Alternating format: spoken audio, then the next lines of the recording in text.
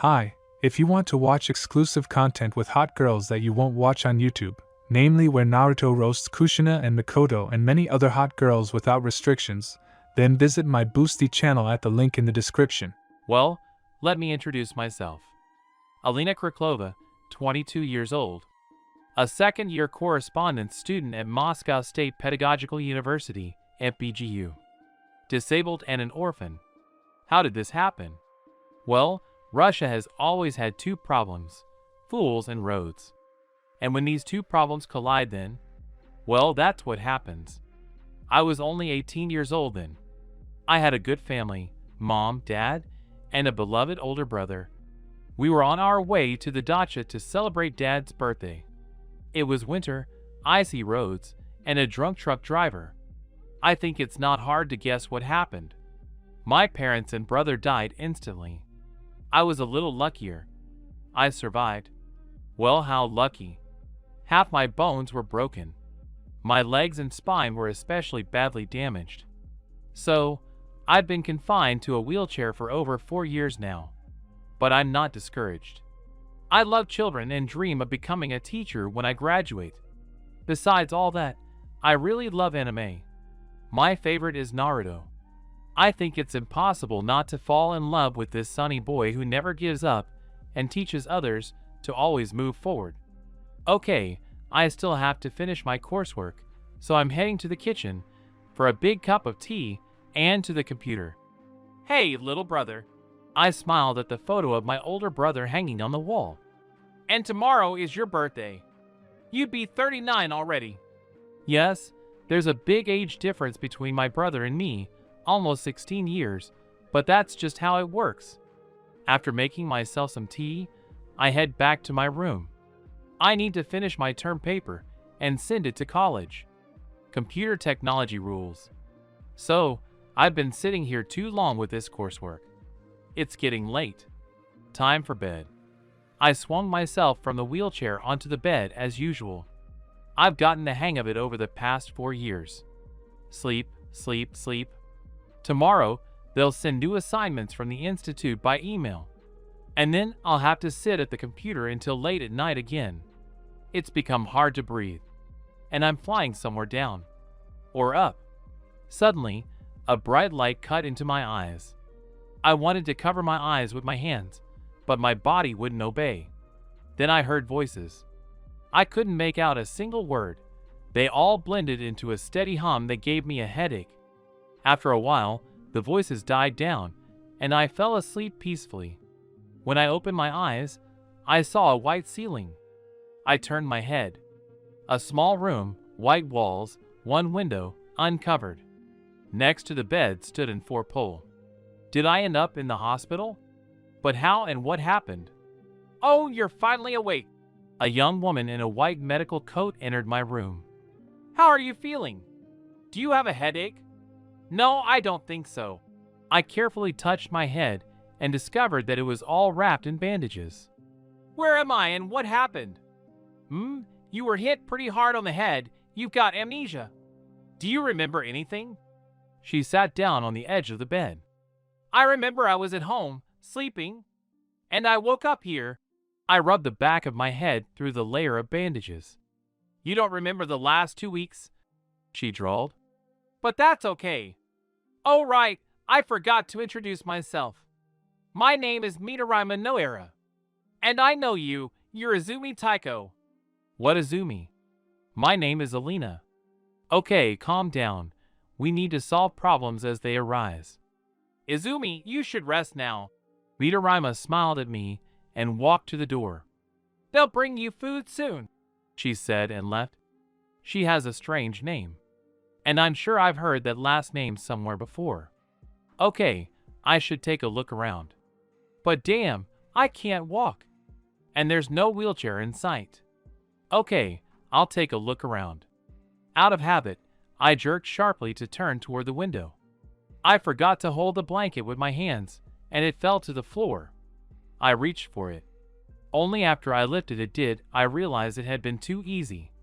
Usually, I almost fell out of bed trying to pick something up.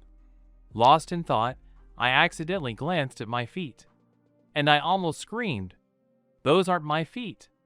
I had terrible scars on my legs from that accident, and now they were gone. Okay, calm down. Breathe in, breathe out, breathe in, breathe out. Having calmed down, I leaned back and stared at the ceiling. So why are my feet moving? They're moving on their own. Are they listening to me? I sat there for about 5 minutes, stunned, moving my legs freely. Okay, now let's try standing up. Hooray! It worked! I'm standing, all by myself, without crutches. Even though I'm swaying like a birch tree in the wind. Clinging to the wall, I managed to get to the window, and almost fell out onto the street. From the hospital window, I could see a huge mountain with 4 stone heads jutting out and a small village immersed in greenery. That's it. I've definitely been poisoned and I'm hallucinating. There's no way I could have gotten to Konoha. I hobbled back to bed. It felt strange, but so good to be able to walk on my own 2 feet. Well, if this is a dream or a hallucination, I'll just enjoy it and savor the moment. Or maybe I'll even send some of the events on an erotic walking tour. Still, the author went a bit overboard with them. Thinking about this, I fell asleep again. And I ended up, God knows where, an impenetrable black space. And I'm floating in it, in a wheelchair again. Suddenly, a girl I didn't know, about the same age as me, appeared in front of me. "Who are you?" I asked, looking at her. She had a sweet face, big gray-blue eyes, and long sandy red hair. "Izumi Taiko," she answered quietly. "Konoha Shinobi. Shuden rank. Teacher at the Shinobi Academy." "My name is Alina," I answered automatically. "Wait a minute. Are you Izumi Taiko? I don't understand. I was killed on my last mission," Izumi replied sadly. "It seems you died at the same moment as me. But you really wanted to live. You have a strong will. So your soul brought my body back to life." "And you didn't want to live?" I didn't understand. "No. I'm very weak," she smiled tightly. "But you're strong.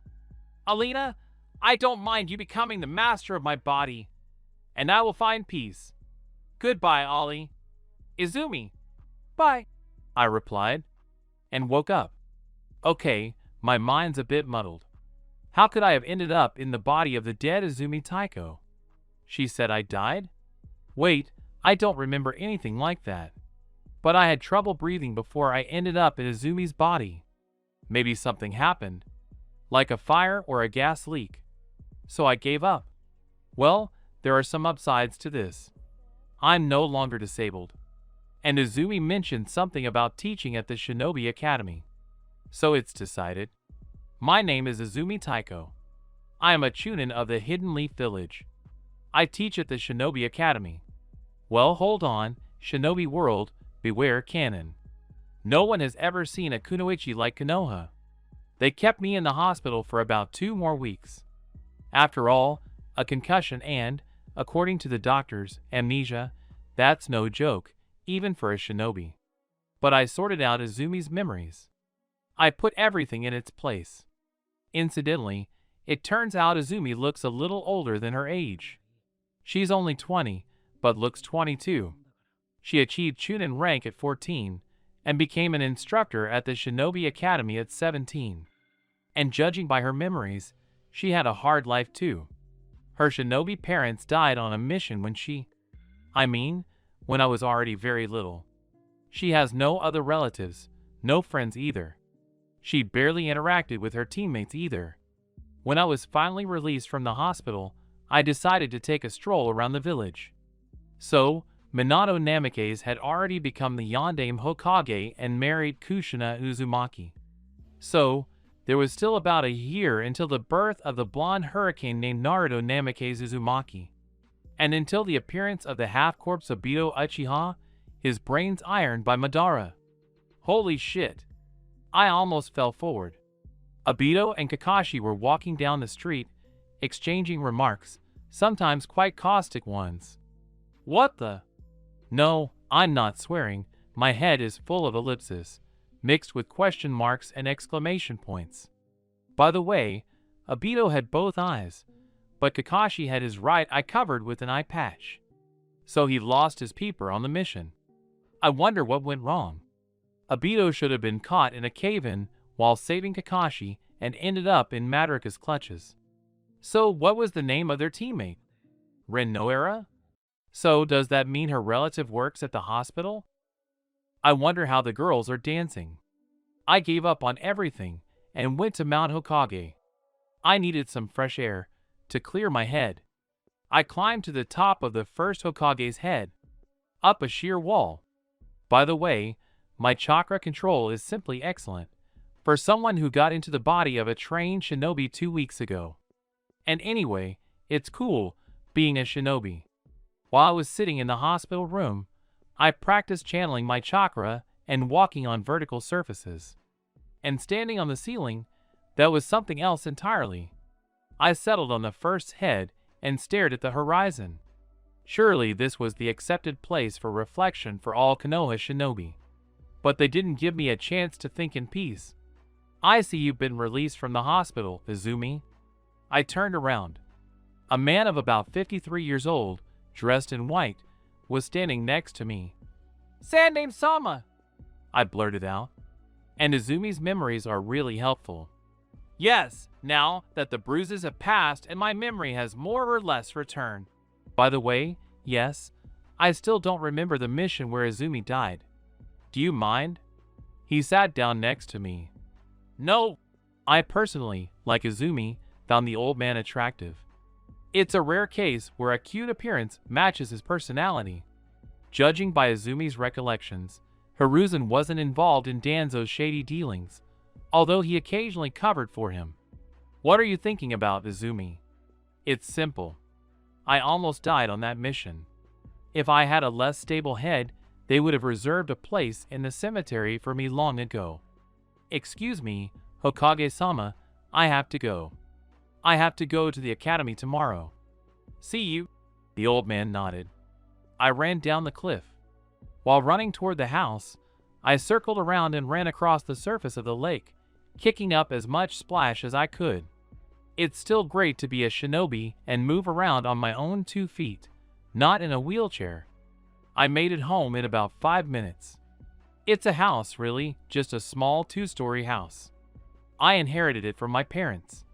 It was late afternoon, and I wasn't hungry yet, so I could rummage around the house.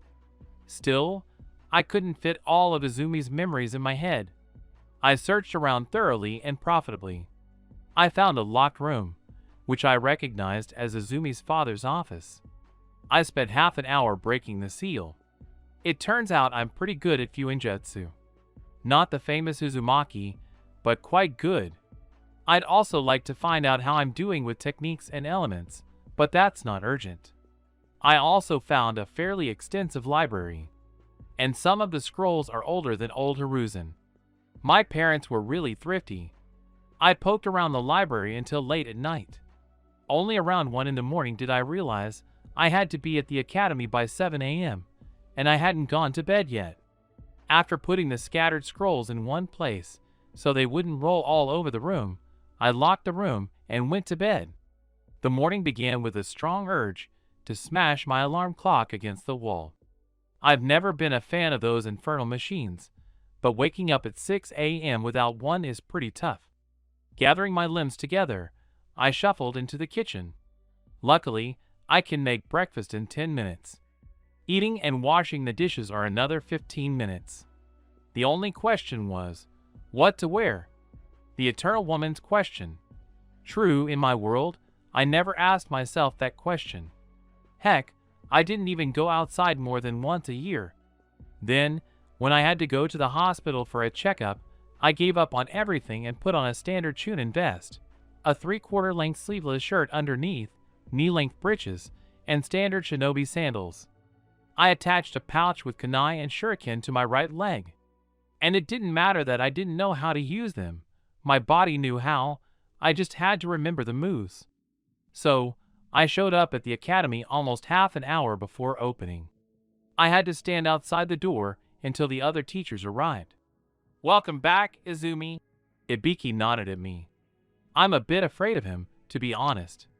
He's a creepy guy. After exchanging greetings with the others, we dispersed to our classrooms. Half an hour later, the children began to arrive. Some were brought by their parents. Others came alone. I just whistled silently at the number of children in the village. The classroom was packed to capacity. Many clan children, especially from the Uchiha clan. They are easy to spot by their black eyes and black hair. Many have the clan mark on their backs. As far as I remember, this means they have mastered the clan jutsu, the Great Fireball. Did I say the Uchiha are show-offs? No. Well, I said it now. I, brazenly exploiting Izumi's memory, spent the entire day telling the kids about Konoha, Shinobi, and other countries. And I took note of the information myself. However, I spent the afternoon in a daze.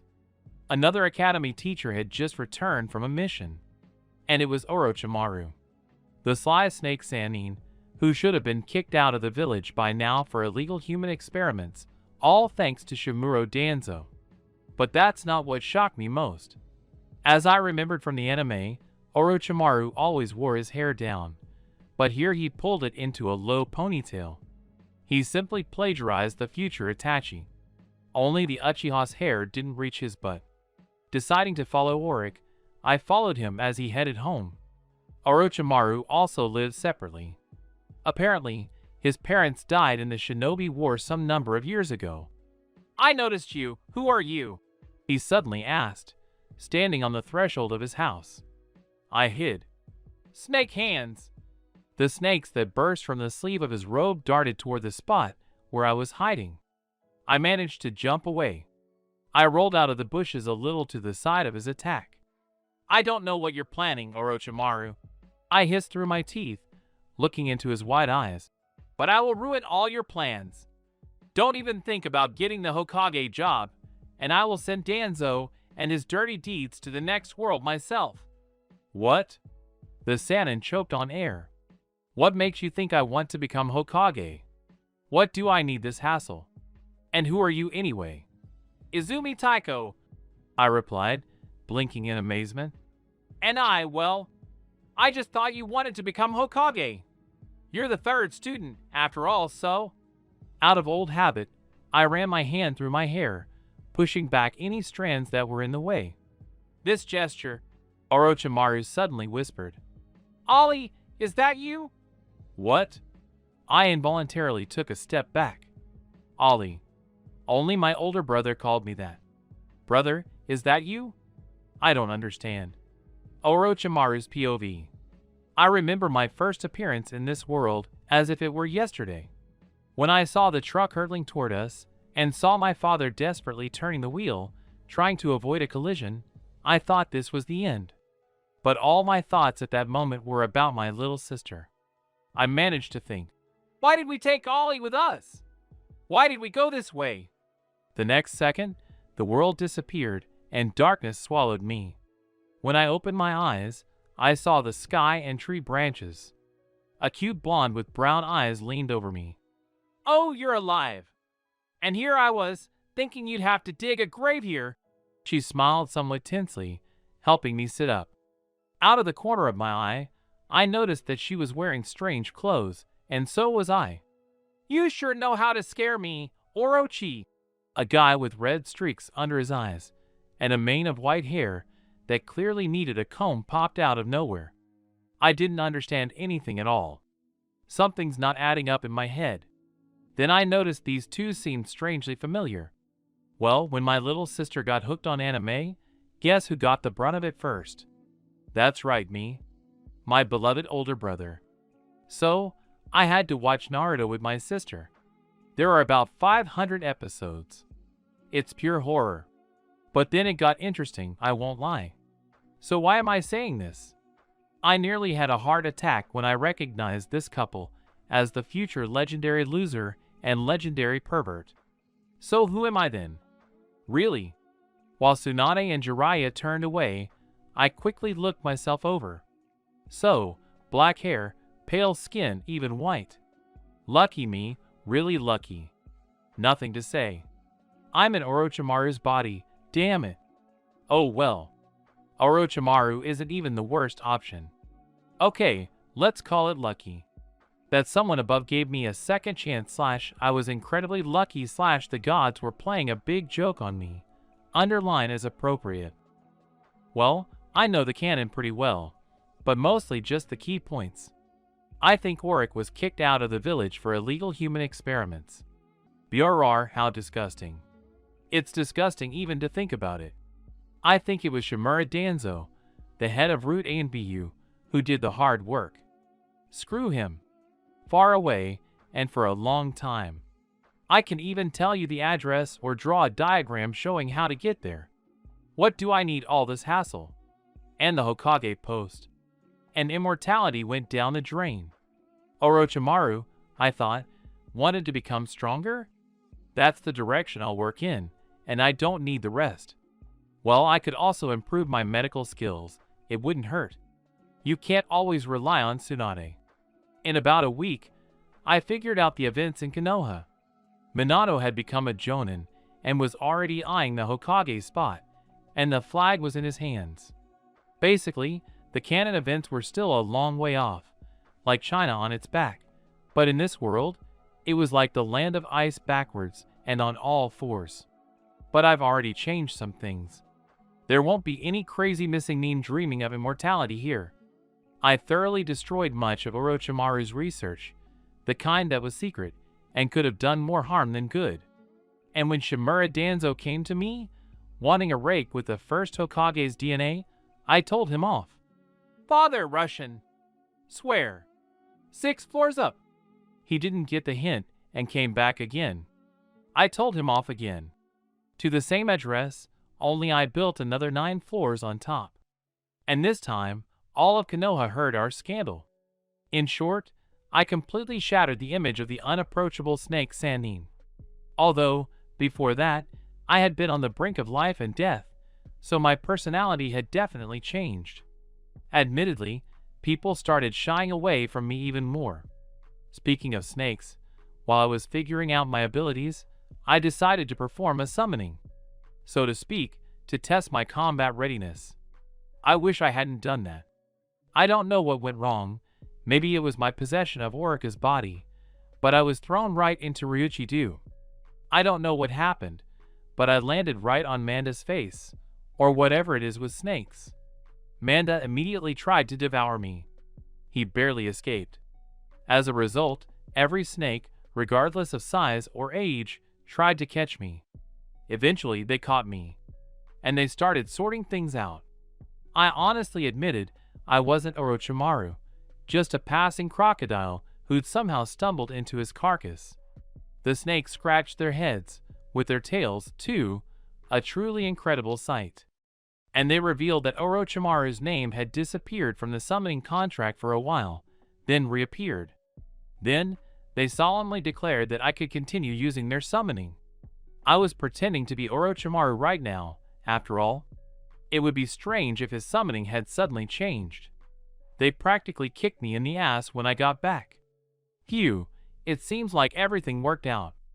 I love my hands, the ones that keep growing out of place, and I can't seem to get them to go anywhere. Well, at least it's better this way than if I summoned them in battle and ended up with a valve like this. In between, I practiced and honed my skills. I'm clearly luckier than my sister and parents. I'm alive and have a chance to start over. If I find people I care about in this world, I have to be able to protect them. While I was training and honing my skills, the canon events approached. Minato was given his command, the genius Kakashi also became a Jonin, and I realized that the time for sitting on my butt had clearly passed. Otherwise, a psychopath with a twisted mind and a crazy dream would emerge into this world. So, when Minato's team left for their mission, the fateful one after Kakashi's new rank, I decided to follow them. Just in case, I secretly slipped a spy snake down each of their collars, and galloped off to the third, begging for a mission. He received the mission scroll and dashed off. We don't need a fourth world war here. Shinobi are already dying like flies on missions. We don't need any extra fantasy or action on that topic. I made it just in time. The snakes I summoned pulled the three of them right out from under the boulders flying at them. I sent another one for Minato. I helped the boys deal with the enemy force and gave Minato and Kakashi a a tedious lecture on team responsibility. Why? I have the right, as Minato's mentor's teammate. Just to be on the safe side, I told them I was just there by chance, going on a mission. As proof, I produced a scroll signed by the third. I wished them luck and set off. I had to complete the task, since I'd taken it on. The mission was a rank B mission, catch some bandits who had taken to robbing trade caravans. I had a blast, and the gang was as happy to see the local equivalent of the police as if they were family. That's how I've been amusing myself for the last few years. I convinced the third to put Tsunade to work at the hospital, but Jiraiya disappeared into thin air. Fucking pervert. But he's a good spy. He can bring back a lot of information. Eventually, they put me in charge too. They sent me to the academy to teach the younger generations. And today, this Izumi tagged along with me. It seems she was only recently released from the hospital. I noticed you. Who are you? I said without turning around. Silence answered. Okay, if we don't want to do it the easy way, the hard way will do. Snake hands. The snake struck where the freak was hiding. She rolled out of the bushes just to the left of my attack point. And what a sight she must have been. Her eyes were half her face. Her hair was standing on end. She was practically snapping her teeth at me and drooling. I don't know what you're planning, Orochimaru, she hissed, sounding like a snake. But I'll ruin all your plans. Don't even think about getting the Hokage job, and I'll send Danzo and his dirty deeds to the next world myself. I was completely taken aback by the unexpectedness. What a strange girl. What? What makes you think I want to become Hokage? What do I need this hassle? And who are you anyway? Izumi Taiko, she replied, blinking in amazement. And I just thought you wanted to become Hokage. You're the third student, after all, so... She ran her hand through her hair, pushing back the strands that were in the way. My heart sank. My sister used that same gesture to brush her hair back. This gesture, I whispered involuntarily.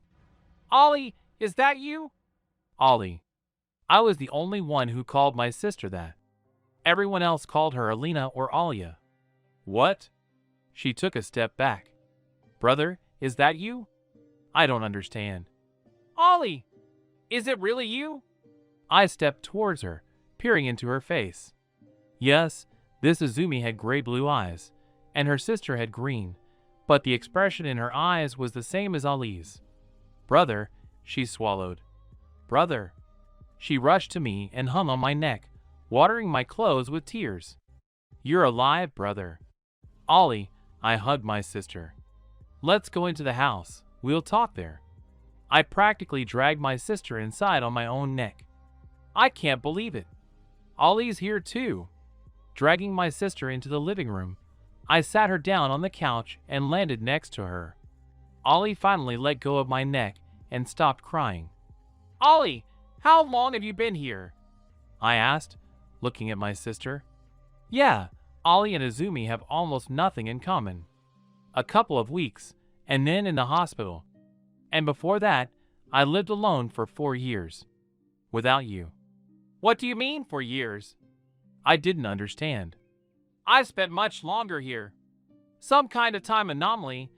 I sighed, pulling my sister closer. We often sat like this as children. And how did you live alone then? It's complicated, she chuckled, for some reason looking at her own feet. I lived alone, got around in a wheelchair, but... What? I'm going to have a heart attack. Like in a wheelchair. Well, that's how it is. I wasn't much luckier. My spine was broken in half. My leg bones were practically pulverized. The doctors had to piece them back together. That's how I lived. I finished my 2nd year at Moscow State Pedagogical University. Then I died peacefully in my sleep. What? No, I'll definitely have a heart attack. How? I'd like to know myself. Ollie, ugh, Izumi moved away from me a little and settled down, her head on my lap. I was just sleeping and then bam!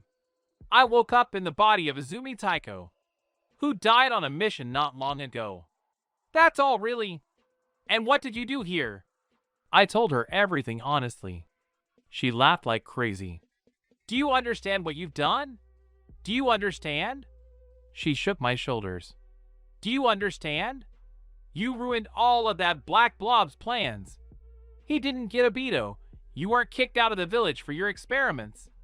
And he'll never get a Tachi Uchiha for himself. And we Uchiha won't let him get carried away with politics. It won't be like that. Okay, calm down, Izumi. I interrupted her verbal diarrhea. With your enthusiasm, everything will definitely be different. My heart nearly jumped out of my chest with joy. My brother is here. My brother is alive. And with him, I can definitely change everything. Besides, my little brother has already changed a lot. And no one will ever suspect Orochimaru. He's an experimenter, after all. I was screaming with joy and jumping around like a mad Saiga antelope around my brother, who was sitting on the couch. Eventually, he got fed up. He grabbed my arms and pushed me onto the couch next to him, stretching out my arms and legs and wrapping them around me so I couldn't even kick. Have you calmed down, Amuto? He narrowed his amber eyes with a lilac frame slyly. Well, hold on, brother. Have you forgotten that my temper can be even worse than yours? Aniki, I said, now narrowing my eyes slyly. Aren't you afraid of being accused of child molestation? No one even knows we're related. My brother immediately let go of me and rolled head over heels onto the floor. I giggled. Back in our world, my older brother was often mistaken for my father, especially when he picked me up from school. The big age difference made a difference. Amato, you're such a pest. My brother pretended to pout, rubbing the back of his head. I laughed. God, how I miss my brother. Orochimaru-san, are you home? Orochimaru-san? A voice suddenly came from the front door. So, Aniki didn't tell me he was expecting guests. Come in, Kabuto. Orochimaru responded, getting up from the floor and brushing off his clothes. Did you want something? So what does Kabuto have to do with this? It seems Aniki didn't tell me everything. Tsunade-sama sent me to you. The ashen-haired bespectacled man I once hated walked into the room. Here, she asked me to give you this. Here are the blood samples from the injured shinobi. He handed him several thick folders. She said you're more knowledgeable about poisons. Hello, Izumi. He stared at me in amazement. Hi.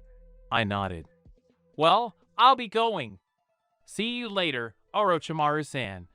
I emphasized the greeting to him and bolted out of the house. I was choking with laughter. I feel like rumors about my brother and me might start spreading around Konoha soon. No one knows he's my brother. My stomach suddenly rumbled, reminding me that I hadn't eaten since 6 in the morning, and it was almost 4:30 now. Remembering Naruto's favorite eatery, I checked my wallet and resolutely stomped over to Ichiraku Ramen. I'd always wanted to try ramen and see how much it differed from our Rolton or Doshirak. And it turned out to be very different. Our lump of someone's dried brains in boiling water didn't even come close. I was only able to stop by sheer force of will, after eating 2 servings first. Although, as far as I remember, Naruto could devour 10 to 15 servings at a time. After paying and swearing to Tucci to only dine here, I headed home. Training was still on. Halfway there, my brother caught me, angry and bloodthirsty. That was the excuse for a run. We made it 3 laps around my house. Then I tripped on a rock and lost my footing. Aniki grabbed me by the collar and dragged me into the house. Amato, he hissed. What was that? I spent half an hour reviving Kabuto after you left. What does this have to do with me? I made innocent eyes. He got it all wrong. Right, Aniki? My brother hissed something unintelligible, but very emotional. He took a deep breath, calmed down, and placed his hand on the top of my head ruffling my hair. Aniki! I was indignant, trying to smooth down the roosters that had appeared on the top of my head. It's been 35 years already. He waved it off. No, my brother can be simply unbearable. So, it seems I've devised a terrible revenge for him. Aniki, come here! I quickly appear behind my brother, grab him by the hair, and drag him along with me, forcing him to sit on the couch. Izumi, maybe we shouldn't? My brother howled mournfully, understanding what I wanted to do. I have to, Orochi, I have to, I said with a maniacal smile, undoing his ponytail and starting to braid my brother's hair. I'll even tie so many knots in it that you won't be able to untangle it yourself. Or if you don't want to, tell me what the story was with Kabuto. Danzo took him from the orphanage, and I clawed him out for myself. He's a good guy, Smart. And a strong medical need wouldn't hurt in Konoha. Ow! I tugged his hair painfully. Couldn't you have told me right away? I finished braiding my hair and tied a bow. Aniki, maybe you could come to the academy tomorrow like this? Everyone will be shocked. Emuto. The next half hour was pure chaos. My brother chased me around the house, threatening to tear me to pieces. We ended up breaking a chair and almost crashing through a wall. We laughed about it for a long time afterward. Just like before. First, we'd mess something up together, then quickly clean it up before Mom noticed. Then I spent half an hour untangling my braids from my brother's hair. He also suggested I move in with him. We were living alone in a big house. I promised to think about it. I didn't get home until just after 10 and immediately went to bed. Tomorrow, I have to get up again at 6 in the morning to train the next generation of shinobi. The morning greeted me with a brazen sun shining through the open curtains. I almost missed the academy. I forgot to set my alarm. I had to run across the rooftops. You're late, Izumi, one of the teachers noticed. Sorry, I said, catching my breath. I overslept. The day passed almost as usual. When my lessons ended and I was about to leave, I saw kids running around the academy courtyard. Hey, what do you have here? The children immediately surrounded me. Izumi-sensei, we don't have a last class, they cried happily. Yes, the greatest joy for a school child is the cancellation of classes, especially the last ones. Looks like these little ones still have about an hour to wait for their parents. Okay, I have an idea. Guys, do you want to play and practice at the same time? The little dogs became interested. Okay, you need to split into 2 equal teams. While the kids were whispering, I stuck 8 kunai into the ground, making 2 squares. And I racked my brain, trying to remember the rules. Although, with Japanese, some of the rules are pure mockery. Split up? I quickly counted the guys the team should be evenly matched. Excellent. Listen to the rules. One team will be shinobi, the other missing mean. They seemed even more interested. Each team thinks of a word. Here are your bases, and pointed to the squares created by my kunai. Your task is to find out the word the other team has thought of. You can capture an enemy and ask them a question, but only one. The game area is around the academy. You are not allowed to go beyond the gates or into the building. Is everything clear? Izumi-sensei, will you be participating? Someone asked. No, I created 3 shadow clones. I'll make sure no one cheats. Okay, 1, 2, 3, begin. The kids quickly scattered in different directions. My clones went to watch. The game dragged on a bit. Well, I based it on the game. Cossacks and robbers. And back when I played as a kid, it could last from morning until late at night. The children's parents even decided to keep the game going and let the kids finish playing before taking them home. The shinobi won. When everyone had left, an A and B wearing an owl mask jumped down from a nearby rooftop. Hokage-sama wants to see you. And he disappeared into Shanshin. Great. So what does Minato want from me? Besides me, there were 2 other shinobi in Minato's office. Judging by their clothes, they were from the Land of Wind. Hokage-sama, You wanted to see me? The voice was neutral and polite. Still, I don't know why I was summoned or who these shinobi are. Yes, Minato nodded. Izumi, we currently have a peace treaty with a village hidden in the sands, and it was decided to conduct a small exchange of experience. Therefore, we will temporarily exchange teachers from our academies. It was decided to send you from our village. Holy shit. These emotions are beyond words, beyond words. And you couldn't even ask me? They just presented it to me like that. Awesome. Okay, wait. Minato said there was a village hidden in the sand? That's Suna. Okay, so who do we have in Suna? And Gaara is supposed to be born there soon. The Jinchuriki of the one-tailed demon fox, who, thanks to a clumsy seal and an unstable mind, shattered by the actions of his crazy father, will completely lose his mind by the age of 12. That's it. I'm all for it. I'm going to Suna. The Aniki can handle it himself. It would be a great honor for me, Hokage-sama. I bowed politely. Excellent. Minato rubbed his hands contentedly. So tomorrow at 9 a.m. at the main gate. I nodded and left the office. First thing I needed to do was run around the shops, and then stop by my brother's to share the news. I stocked up on weapons, some clothes, and sealing scrolls at the shops. It would be easier to store things in them. Then I went to see my brother. Honestly, I thought he'd kill me. We hadn't seen each other for so many years, finally together, and now I want to leave him again.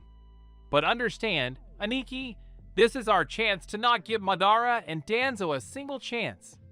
If Gaara turns out to be a normal child, and not a heartless killing machine, then the 4th Kazekage won't have any trump card in the attack on Konoha. Do you understand? Maybe there won't be an attack. After all, Orochimaru was helping him back then. Yes, I understand. Orochi sighed, causing me another headache. But Imuto, take care of yourself, Imuto. He suddenly hugged me, holding me tightly. And one more thing. My brother quickly made a few hand seals, and a small white snake with black eyes appeared on his palm. It quickly slithered onto my wrist and coiled up like a bracelet. It's a good thing neither my brother nor I were ever afraid of snakes. I spent the rest of the evening packing. Minato didn't say how long I was being sent to Suna for, but it was unlikely to be just a couple of months. More likely a year or two. Maybe more. And considering I don't plan on leaving the Kazekage's children orphans, Karuro will die in childbirth. Yashimaru will have to die at the hands of 6-year-old Gaara. I'll try to avoid that. And the Yondaime simply doesn't care about his own children. I'll be there for a long time. Maybe I'll even be able to take the children under my guardianship. The snake on my wrist first obediently pretended to be a bracelet, then slid down to the floor and started helping. It turned out to be a strong snake. The pots were 4 times heavier than me, so I decided to take some cookware with me and carried them like a charm. And she's smart too. Finally, she brought me a frying pan. A cast iron one so heavy. A woman's first weapon. And the most formidable. After some thought, I put that in the scroll too. It certainly wouldn't be too much. A rolling pin would be nice too. But we'll make do with what we have. Besides, I don't have a husband and don't expect one. Well, I'm not going to hit my brother with a frying pan or a rolling pin. And before I forget, I need to solve one more problem. So, I scratched the back of my head, looking at the snake. I need to give you a name. An indiscreet question. What gender are you? The snake hissed mockingly, well, as it seemed to me, and curled up into a semblance of a feminine sign. Mirror of Venus. So you're a girl. How about Austin? The snake nodded and curled up into a bracelet on my wrist again. I checked the contents of my backpack again. I didn't think I'd forgotten anything. If anything happened, I figured I could buy the necessary things in Suna. With these thoughts in mind, I fell asleep. Astana woke me up this morning. She tried long and hard to pull the blanket off me, but she clearly wasn't strong enough. Realizing that wouldn't wake me up, she crawled onto my head and started hissing right in my ear. Loudly, almost ultrasound-like. I had to get up. I have no intention of going deaf. At precisely 9 o'clock, I was already standing at the Konoha gates. Soon Minato and one of the Suna shinobi appeared. The second was apparently an academy teacher who was supposed to remain in Konoha. My farewell to Yondaime and the village was a bit rushed, especially since I'd said goodbye to my brother yesterday. As far as I remember, it's 3 days' walk to Suna, and I finally need to ask the name of my escort. "Hey!" I called out to him as I ran. "My name is Izumi. Would you mind telling me yours?" "Yashimaru," he replied without turning around. I nearly fell off the branch. "Okay, I need to mend fences with the Kazekage's brother-in-law. If he's on my side, it'll be a huge plus for the kids." "Nice to meet you," I said, drawing level with him. Still, hurtling through the tree branches, flying kilometers in a matter of seconds, it was simply incredible. "Yashimaru-san, just Yashimura is better," he interrupted me, removing the white scarf from his face.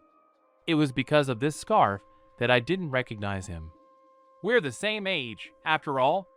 "Okay, Yashimura, you're a medical nin, right?" He nodded. "So why send a medic to accompany an academy teacher to a strange village? I'm not only a medic, but also a member of A&BU. And you're only a chunin?"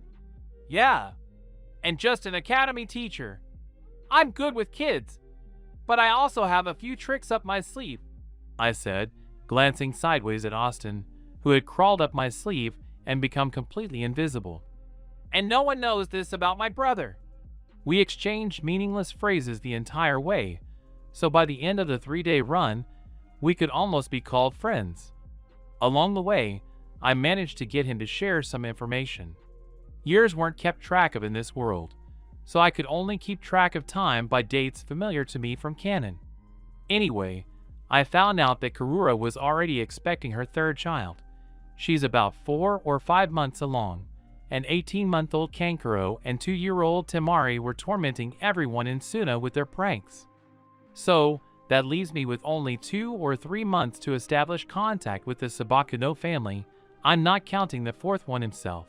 He was a real jerk before he died, and even after. As soon as we appeared at the Suna gates, we were given a thorough face check. First, the guard checked Yashimura's pass thoroughly. Then he turned to me. He practically read my invitation from the Kazekage and permission from Minato until it was shredded. I thought he was going to taste it. Then the guard took a long, thoughtful look at my forehead protector, which hung around my neck. If I had a low neckline instead of a high collar, I would have thought he was staring at my breasts. But I still wanted to punch him in the eye. Or in the teeth, whichever I chose. Judging by Yashimura's eyes, he covered his face again in front of Suna. He was amused by the situation. Finally, they let us through.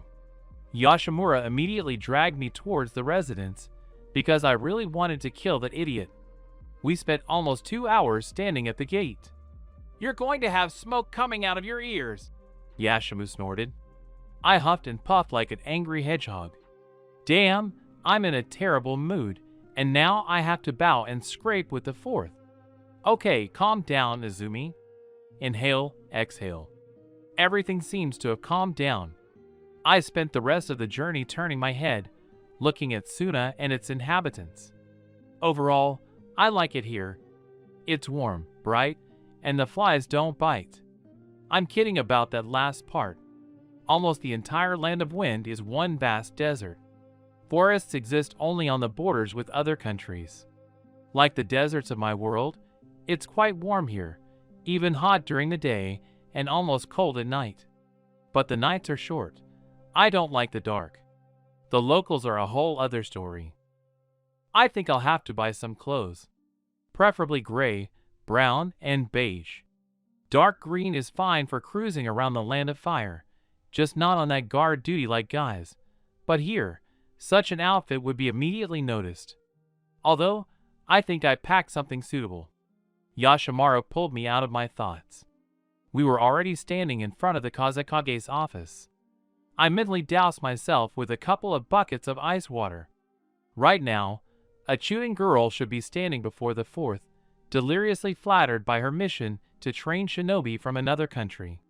I'll first build bridges with the fourth's family and the people of Suna, and then I'll show him my teeth. And then we'll see who wins. As soon as we entered the office, I was immediately stared at. Yashimaru quietly retreated to the wall and disappeared into it. It looked like this conversation wouldn't be easy. For 2 minutes, there was dead silence. Poor Yashimaru barely managed to breathe. I am pleased to welcome a representative of Konoha from the Land of Fire to our village. The fourth finally broke the silence.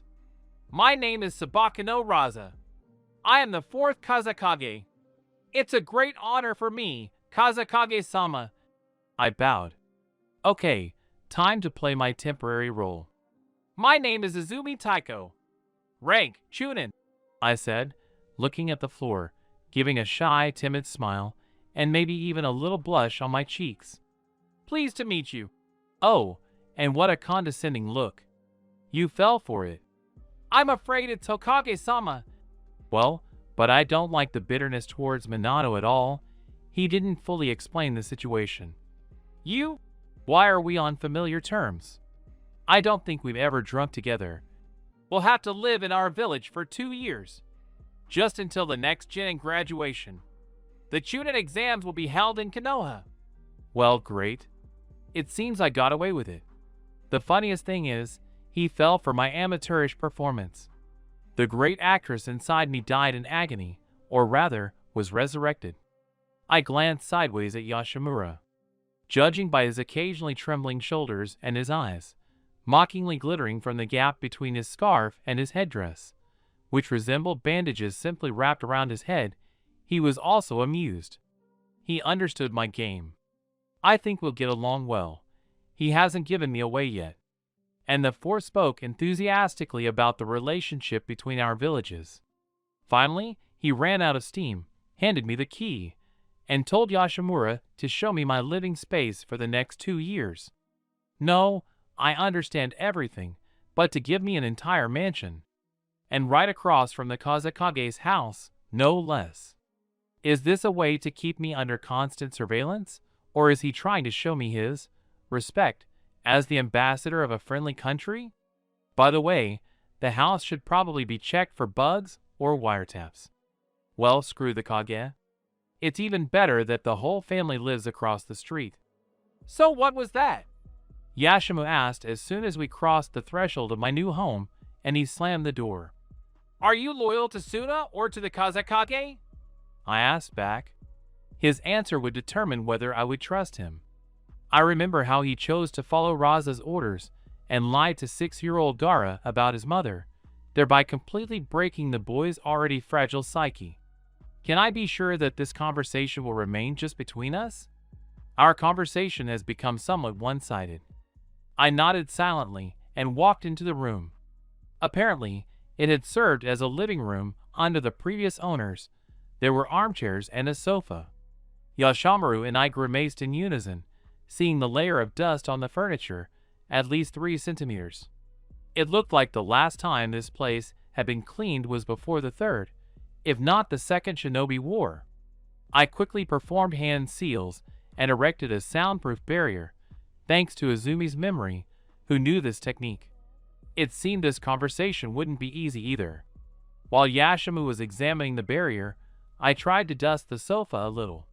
It didn't work. I wonder if Izumi has wind techniques. Well, it'd be easier to just blow that layer of dust outside than to run around the house with a bucket and rags. You didn't answer my question. Yashima plopped down on the couch. I giggled, covering my mouth with my hand. The already fair-haired Yashima had gone completely gray from the dust settling in his hair.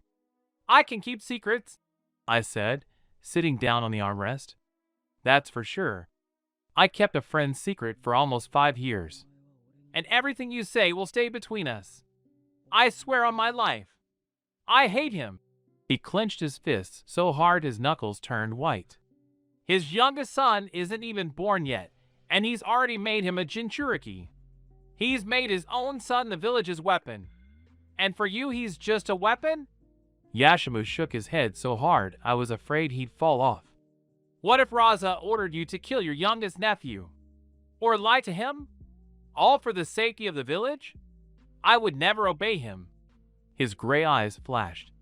He's my nephew. I may be a member of A and BU, but I'll never put the orders of the race above my family. Okay, let's pretend I believed you. But if he decides to obey the Kazekage's orders and raises a hand against Gaara, I will kill him without hesitation. Yashimaru left soon after. Well, we can consider ourselves friends. For now. We'll see. For the rest of the day, I spent the rest of the day, accompanied by 3 clones. I can't create more because of my chakra limit, running around the house, removing the layer of dust. Well, Izumi didn't have futon techniques, only katon, so I had to do it the old-fashioned way. For hours later, the house was sparkling. I even managed to run to the store and buy bed linens. Astana, who stayed home, meanwhile, carried scrolls with clothes from room to room. The house, of course, was in terrible condition, but at least the furniture wasn't falling apart. When the clones dispersed, I simply collapsed on the bed and passed out. The next morning started off cheerfully, with a symphony orchestra concert in my stomach. I hadn't eaten since yesterday, so my body decided to remind me that a clean house is nice, but at least I need to eat sometimes. Luckily, the refrigerator was full. I hadn't even finished washing the dishes when Yashimu appeared outside the window, or rather, right on the windowsill. Apparently, shinobi don't use doors on principle, preferring to enter and exit through windows. Good morning, he chuckled, appreciating my rumpled appearance. Mornings are never good, I muttered, pulling on my Chunin vest. Time to head to the local academy. Oh, I almost forgot. Yashima fished out a small scroll from somewhere and handed it to me. This is permission from the Kazekage to shop at special shinobi stores. Also, I've been assigned as your escort until you get settled in the village. Great, they assigned me a personal nanny. It's good that it's Yashimura and not someone else. At least I know what to expect from him. Great, I put the scroll back in my pouch. Let's go! Will you give me a tour? We reached the academy running across the rooftops. The view of the village from above is better, and shinobi are more accustomed to it. I've noticed many times that even in Konoha, there are almost no gable roofs, only flat ones. Or there's a wide, flat beam on top, which even a wounded shinobi can easily run across. The Suna Academy wasn't much different from the Konoha Academy. I think even the classroom layout was the same. Only the building wasn't rectangular, but spherical. Just like all the buildings in the village, by the way. We were met at the entrance by a kunoichi who introduced herself as Keiko. She quickly led me around the academy and dragged me off to meet my classmates. Yashima followed behind me like a silent shadow. My name is Izumi. I'm a Chunin from the Hidden Leaf Village, and your teacher for the next 2 years, I said, looking around the class. The 10 to 12-year-olds were practically staring at me. Izumi-sensei. One of the boys raised his hand. Tell me, are our villages very different? Not really. The main difference is the location of our countries. The land of fire is very different from the land of wind. But villages aren't created by countries, but by the people who live in them. And people are similar everywhere. Do they look alike? The children began to look at each other. No, we're all very different in appearance. I smiled.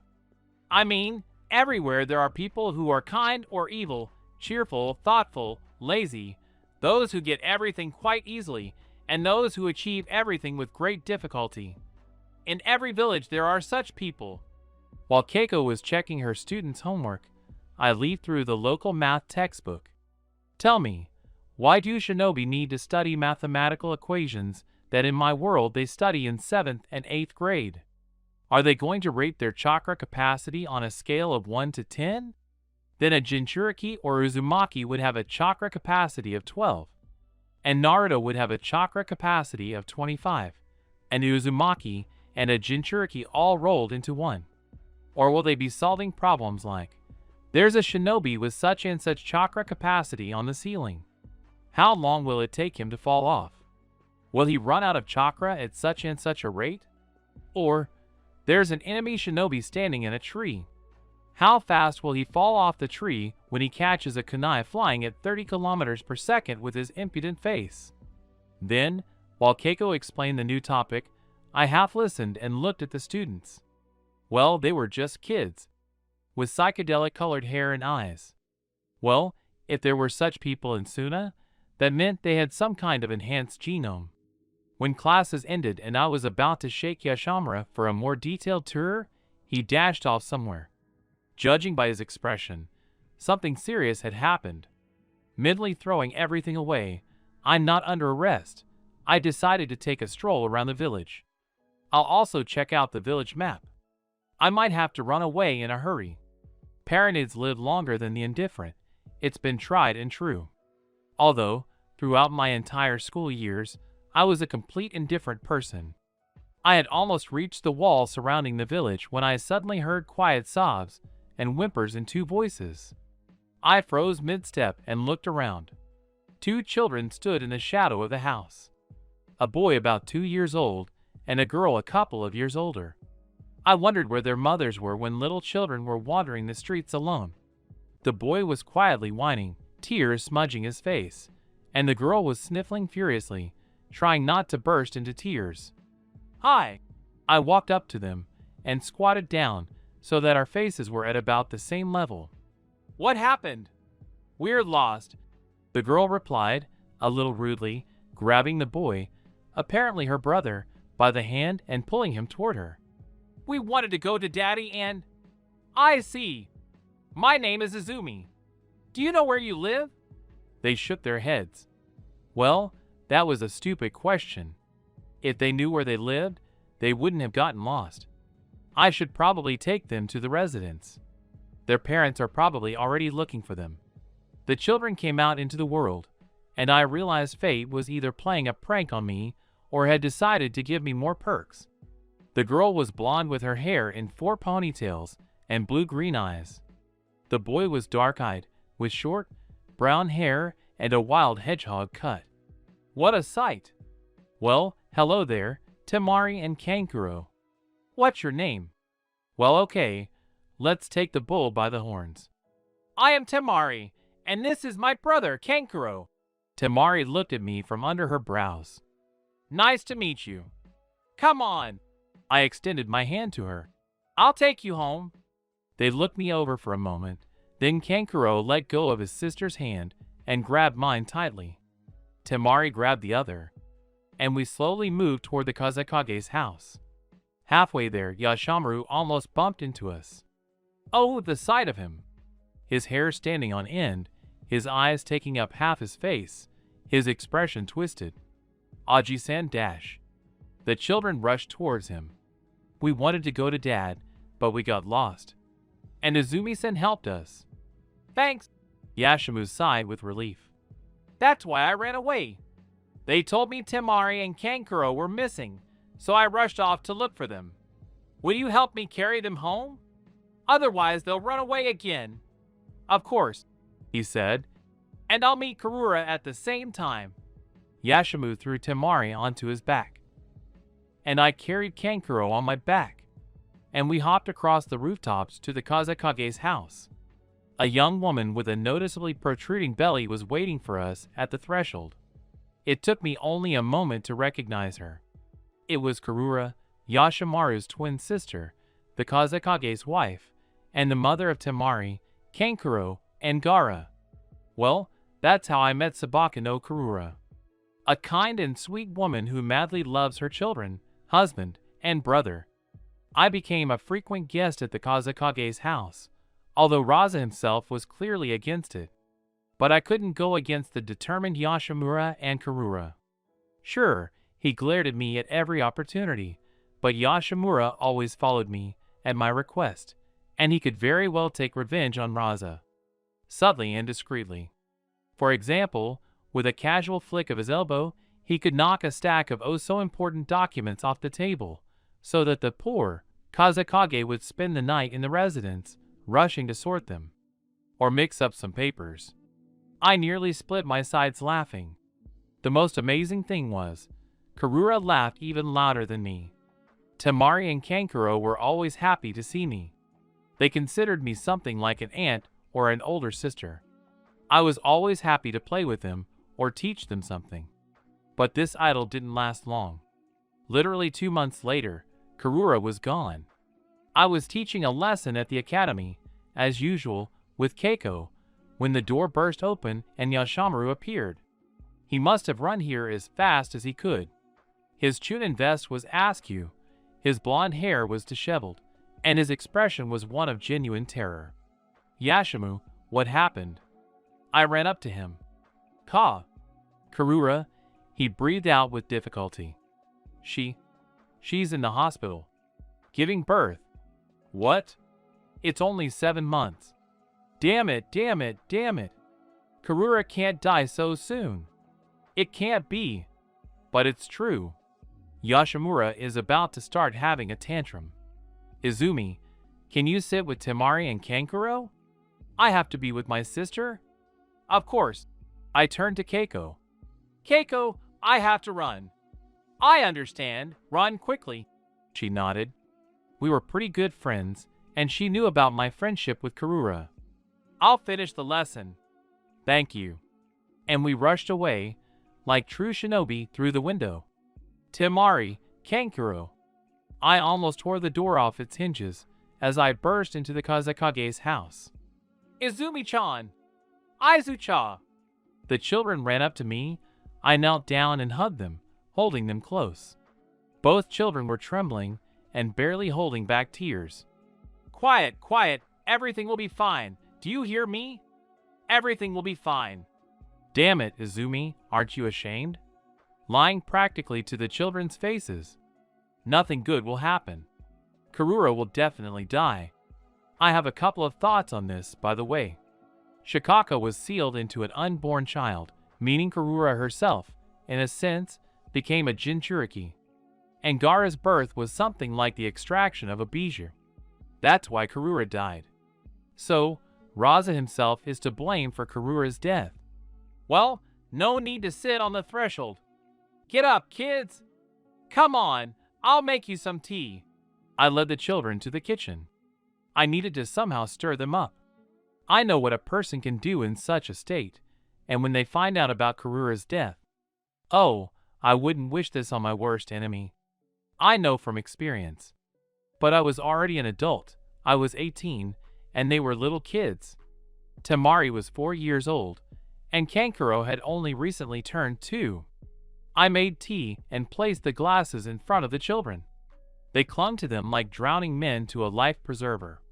No matter what Raza said, I won't abandon the children. I'll be stuck here for almost 2 more years, so I won't be able to get out of this for a while. And then I'll think of something. Like, I'll wrest custody of the children from Raza. The Kazekage won't be able to devote enough time to the children anyway, and neither will ANBU member Yashimaru. Suddenly, Kankuro, about to take a sip of tea, dropped his glass. Naturally, it shattered. My heart sank. Something always broke in this anime when someone died. I distinctly remember when Gaara died, Temari's glass shattered, and Kankuro's framed photo of them together shattered. "Aizu-cha!" Kankuro tugged at my clothes. I only just noticed that I was standing motionless, my glass clutched painfully in my fingers, tears streaming down my cheeks. I quickly put the glass down and wiped my face. "It's okay, Kankuro. It's okay. Who am I trying to convince, myself? It's really bad. Karura's gone." Suddenly, the front door slammed. The kids and I ran out into the hallway. Near the front door, on the floor, leaning against the wall, sat Yashimu. Tears streamed down his face. "Karura," he whispered quietly. "She's gone." "Aji-san." "No. This can't be. It can't be." Temari burst into tears. It can't be. Ma. Ma couldn't die. She couldn't. I hugged the girl, and the sobbing Kankuro hugged Yashimura. The boy is still too young to understand death, but he senses that something bad has happened. Yashimu, damn, I almost forgot. Yashimu. He raised his head. What's wrong with the child? The baby is alive, but very weak. It's not even clear if he'll survive. But Karura smiled when she saw him. She named him Gara. It was as if she were cursing our village. Aji-san. Izumi-chan. Temari grabbed my clothes with a death grip. You won't leave us, will you? You won't leave us? Of course not. I got up from the floor and, picking up the girl, sat down next to Yashimu. Kankuro grabbed me with one hand and Yashimu with the other. Yashimu and I will always be by your side. I promise. I will never leave these children. No way. I stayed overnight at the Kazekage's house, sharing a room with the others. The children were too afraid to be left alone. They weren't taken to Karura's funeral. They stayed home with my clone and Astana, who had successfully hidden. Almost everyone in the village had gathered at the cemetery. Many wept quite sincerely. They knew and loved Karura. She was a truly good person. Even the sky wept with us. Although it rains very rarely in Suna. It's hard to even call it rain, a weak semblance of a mushroom shower. The next day, I moved into the Kazekage's house. It was Yashimaru's personal request. Raza wanted to send him away on a mission, and someone needed to watch the children. We both ignored Raza's possible complaints. Even if he got upset, it wouldn't change anything. Temari and Kankuro simply wouldn't let me go. They needed support right now, someone they could lean on. If Dad doesn't care about them that much, and Uncle regularly tries to keep him away from the children, then I'm the only one left. I only saw Gara 3 days later. Before that, even Yashimaru wasn't allowed to see him. And Raza didn't even want to look at his youngest son. Just like he didn't want to look at Temari or Kankuro. My heart sank when I saw Gara. Tiny, covered in sensors. Poor baby. I'll do everything I can to keep him from growing up into that horrible monster. And if that means squabbling with the Kazekage, then I will. I carefully reached out to Gara.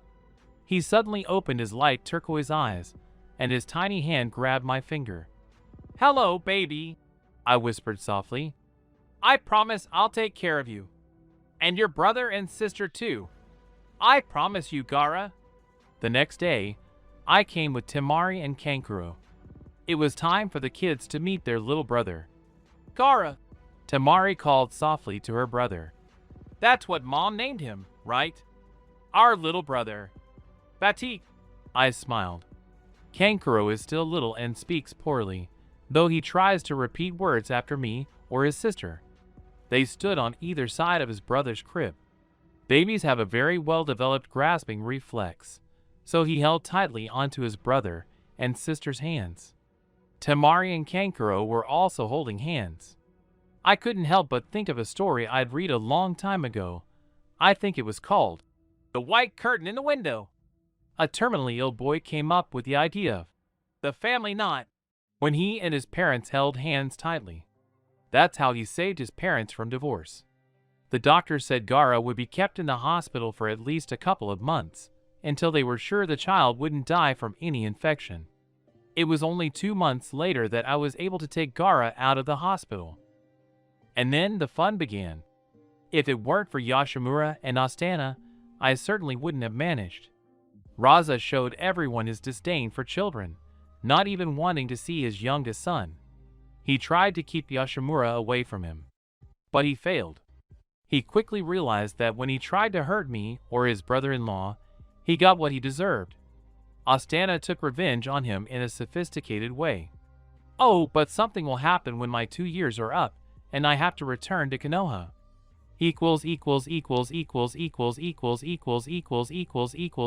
Chapter 8.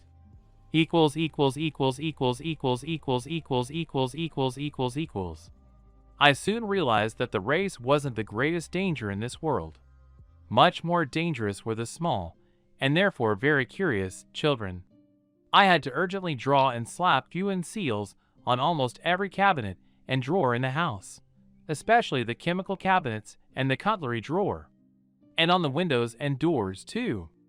I also had to periodically beg for an extra day off, but the children couldn't be left with the clones and Ostanu. Yashimura made me laugh until I cried. The very next day, after we picked up Gaara from the hospital, he got himself a book I aptly dubbed A Guide for Dummies. In reality, it was a guide for young parents. It was even funnier when my brother sent another letter. We'd been actively corresponding since my arrival in Suna.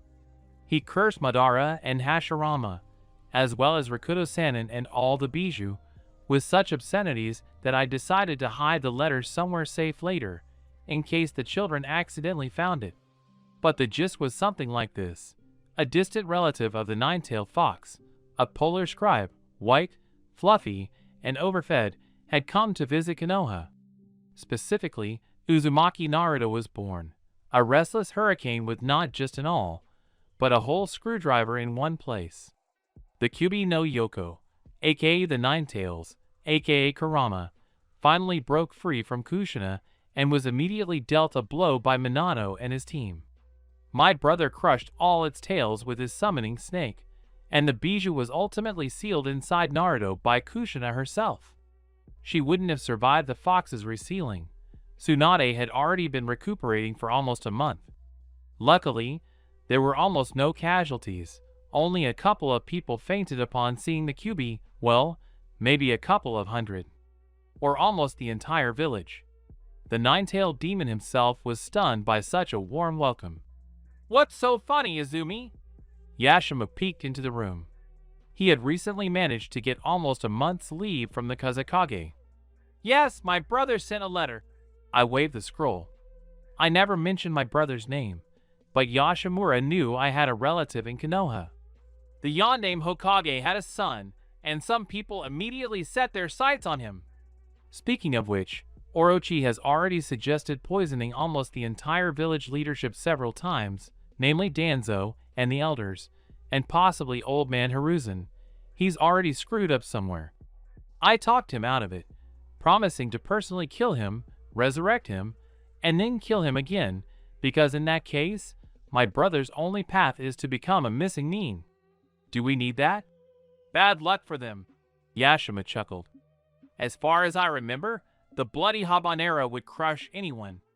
And as for his family, by the way, we'll soon need to find a legal way for me to stay in Suna. I've been here for almost 2 years now. Raza will soon start kicking me back to Konoha. What are we going to do? Before Yashimura could respond, the children ran into the room. 3 children in one house. That's a local Armageddon. I've seen it for myself. And one of them is the Jinchuriki of the most deranged Bijou. Speaking of birds, or rather, Shikaku, aka the one-tailed demon, something needs to be done about him. While he was sealed in Gaara, he was described as a completely insane psycho, but when he was released in the final chapters of the manga, he was completely normal, even helping the Alliance. I suspect mental bookmarks, although such nonsense shouldn't work on the Bijou. But the Sharingan does work, certainly on the Kyubi. Okay, when Gaara grows up to 7, then we'll deal with the one-tailed. Maybe I'll even be able to meet Kushina, and she'll be able to change the seal, making it more stable, and that clumsy fellow who sealed Shikaku and the pregnant Karura should have his hands torn off. Mom! The red-haired wonder grabbed my hand with a smile and began actively pulling me toward the kitchen. Then the elders repeated the maneuver. Nothing better to do, time to feed the children. They've probably been running around Suna again, scaring the residents. And someone blabbed to everyone that the Kazekage's youngest son is a Jinchuriki, so the kids have a new pastime. Oh yeah, you're probably wondering why Gaara calls me Mom. And not just him, but Temari and Kankuro too. When Gaara first started talking, he immediately started calling me Mom. Yashimura and I tried long and hard to get him to call me by my name or just Aizu, but we couldn't. Eventually, The older kids started calling me Mom, too. Yashimura just giggled. I gave up on it. Children need a mother, especially since even Temari barely remembers what Karura looked like. And her twin brother lives with them. Half an hour later, an unfamiliar shinobi, apparently an A&B member, ran up to us and announced that the Kazekage was waiting for me. Clearly, I'm going to be evicted from the village, yikes, we'll see. And I was right. For a whole hour, Raza, foaming at the mouth, tried to throw me out, proving that Suna no longer needed my services as an academy teacher. The exam in Konoha was in a week, so I could go pack my things. We left in 2 days. And just as I was about to tell Dog No everything I thought of him, in a rather obscene manner, some shinobi burst into the room, quickly thrust a scroll at Raza, and just as quickly vanished. Raza unrolled the scroll, and slowly began to turn purple, smoke threatening to pour out of his ears. The Hokage has decided to extend our agreement, he finally hissed. For another couple of years. You may go. I hurried to retreat. Otherwise, the Kazekage would start throwing thunder and lightning. At home, my brother's summoning snake fell right into my hands. She grumbled about working as a postman again and how tired she was of running from Suna to Konoha, and then disappeared, leaving me a small scroll with a message from Orochi. The gist of the message was that my brother had managed to persuade the Hokage to extend the treaty, so I still had time. But I'm afraid the Kazekage wouldn't allow it. That night, I was awakened by a loud scream. It was Gaara. I burst into his room, gun at the ready. The child was sitting on the bed, his head in his hands, curled into a ball. I quickly glanced around the room. No one. I put my gun away and sat down on the edge of the bed, carefully pulling the child towards me. Gaara, what happened? He raised his tear-stained face and pressed himself even tighter against me, hiding his face in my chest. Mom, it's scary, he whispered quietly. Very scary, he shuddered. Outside, a sandstorm, not uncommon in Suna, raged, slamming loose windows and rattling bottles thrown by drunks. Apparently, these sounds had frightened the child. Or perhaps he was having a nightmare. Hush, everything's okay. I hugged him, sitting him on my lap and stroking his back soothingly. I'm here, and I won't let anyone hurt you. I promise. Mom, what happened? I turned around. Temari was standing in the doorway, Kankuro looming behind her. It's okay. Gaara had a bad dream. Why aren't you sleeping? I can't sleep because of the noise, Temari admitted guiltily. She was clearly ashamed of what she considered her weakness. The girl had a strong character, and besides, she was already 6 years old and entering the academy next year. She considered herself almost an adult. I see. Kankuro? Because of the storm. It's creepy, he muttered, hugging a suspiciously familiar teddy bear to his chest. I understand. I stood up, holding Gaara in my arms. Come on, let's go! We reached my room. It's a good thing Yashimura is in the hospital now, otherwise he would have come running to Gaara's scream. Climb in. I sat on the edge of the bed. Fortunately, it was a double one. Sleep with me tonight. Gaara, everything's okay. I carefully peeled the baby's convulsively clenched hands away from me. Do you hear? Everything's okay. We're all here with you. Come on, lie down. I couldn't help but smile. Temari, like me, settled on the edge, leaving Gaara and Kankuro in the middle. They truly are my family, the closest people to me, them and Yashimaru, not counting my brother.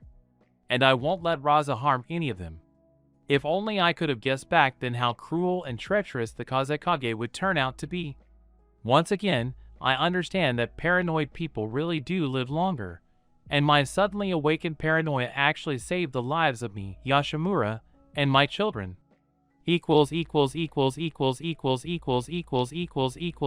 Part 9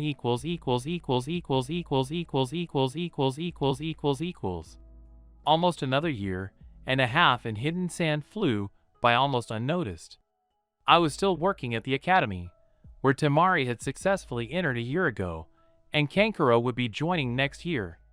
I thought everything was fine. Aniki promised to find a way to finally legalize my stay in Suna for a certain period of time, until I could take the children with me, and to pull it off with Minato's help. After much back and forth with Raza, and with the support of Yashimaru, my poor nerves, how much I lost then, I finally managed to wrest custody of his children from him. So, trying to kick me out of the village would pose some problems. It took me a while to realize things weren't as rosy as they seemed. It all started when Kankuro started regularly coming home beaten up and with his clothes torn. At first, I didn't pay attention. He was a boy of almost 7, a bit of a wild character, and could easily have gotten into a fight with one of his friends on the street. My mother told me my older brother was always fighting, so I didn't really pay attention. And Kankuro himself wasn't eager to talk. Later, I simply stopped asking, only tending to his countless scrapes and bruises, and the amount of thread I used up mending his torn clothes. I could have made new ones, in triplicate, and for all 3 of us. But when Temari arrived beaten, and even Gaara, seemingly unharmed, after all, Karura had protected him here too, diligently looked away, my patience snapped. Very, very loudly. Okay then. I habitually placed my hands on my hips, shifting my weight onto my right leg, which was slightly positioned behind me. The 3 of you explain everything to me right now. Astana, please bring the first aid kit. A snake, about 1.5 meters long and about as thick as my arm, scurried into the kitchen. Yes, the little snake, which had once easily hidden in my sleeve, had grown quite a bit in less than 4.5 years. So hiding it would have been pointless. They would have found it anyway. Now Astana served as a permanent alarm for the Kazuki Kage's house, occasionally keeping an eye on the children. Fortunately, Raza himself was rarely home and never saw it. I was glad that the snow-white snake had eventually turned a grayish-blue, so no one could suspect me of any connection to Orochimaru. The Sanin's calling card, a white snake, was widely known throughout the 5 great nations. So I was able to justify it by claiming that Astana was the guardian of our family, passed down through several generations. Well, I'm waiting for an explanation. Astana brought the first aid kit, and I began to treat the elder's wounds. With whom and why did you fight? Mom, it doesn't matter. Temari suddenly hissed in pain, trying to yank her hand away from mine. Yeah, she got beat up pretty good. Considering her level of training at the academy, and I helped her train, she wasn't fighting students or rookie genin. For someone 8 years old, she's quite well trained. Yeah, it doesn't matter. I started to quietly rage. It doesn't matter that you 2 got beat up. And clearly Shinobi much higher than you, an academy student. And Kankuro's been beaten up regularly for the last month. You think that doesn't matter to me? Mom, Gaara suddenly said very quietly, timidly touching my sleeve. Why is everyone in the village saying nasty things about you? What? I didn't understand. But all the anger instantly disappeared. I can't stay angry for long, and I especially can't stay angry at them. Mom, Kanuro looked at me strangely. That's why we fought. Everyone knows you're from another village, but you're our mom, so... He shrugged. I instinctively touched the Suna forehead protector hanging around my neck. Realizing he wouldn't be able to kick me out that easily, Raza, gritting his teeth, handed me a temporary Suna Shinobi forehead protector. I wore my Konoha forehead protector on my belt. And that's not the worst part. Yashimu appeared in the doorway. They didn't hear everything. Everyone knows. He nodded toward the children. I see. It's good that no one has yet blurted out to them that I'm not their biological blood. It seems even Temari and Kankuro no longer remember that they once called a completely different woman mother. Mom, Kankuro suddenly called out to me. Why are they calling you a traitor? I shuddered. You're from our village, right? You're our mother. Kankuro, you see, I come from a different village. Kanahagakure from the land of fire. You can see for yourself, I have 2 forehead protectors. Izumi, Yashimu said quietly, I'm sure Raza is spreading these rumors. He's been wanting to send you back to Konoha for a long time. I'm afraid he'll succeed soon. So, we'll have to be ready. I finished for him. I see. We will. Children, I hope you've understood everything yourselves? A collective nod. After checking once again that I'd treated all the wounds, I headed to my room. I still have some sealing scrolls somewhere, so I could put some things in them beforehand. And I'll need to send Yoshimura to some shops. Showing up there would only raise unnecessary suspicions. Do we need that? Well, I don't think so either. Mom, I turned around. Gaara was standing in the doorway. What's the matter? I put aside the scroll I had just sealed several sets of kunai into. Purely combat scrolls containing weapons could come in very handy. Gaara? Mom, why is everyone afraid of me? Why? Why is everyone afraid of you, Aji-san, Temari, Kankuro? Why? What have I done? Why does even our dad treat us like this? He burst into tears, tears streaming down his face. Quiet, Gaara. I practically flew to him, fell to my knees, and hugged the trembling child to me. It's okay. Do you hear me? God, how can you hate and try to kill this vulnerable miracle? I promise we will never turn our backs on you. And your father. Forget about him, Gaara. That man is not worthy of children like you 3.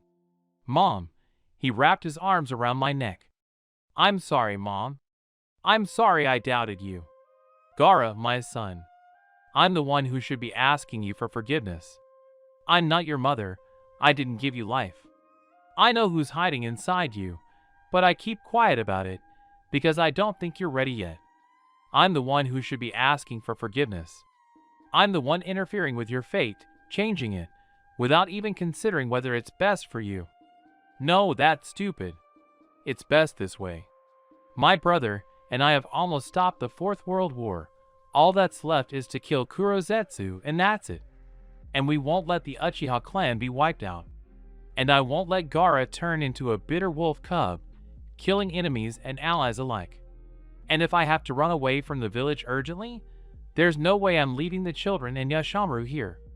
If only I'd known then how right I was. Less than a month had passed since that conversation when Yashimu, who was supposed to be on duty at the hospital, suddenly burst into the house, nearly ripping the door off its hinges. Where are the children?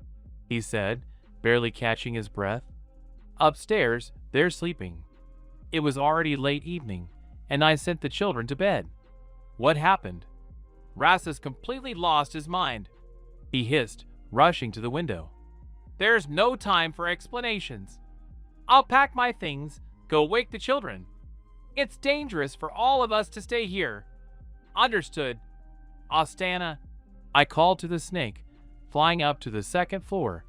Get the scrolls from my room and help Yashimaru get ready. Kids, get up. I yanked the door open. Gaara and Kankuro jumped up in their beds. Instantly awake, the boys shared a room. My scream woke Temari, who had been sleeping lightly. Okay, quick.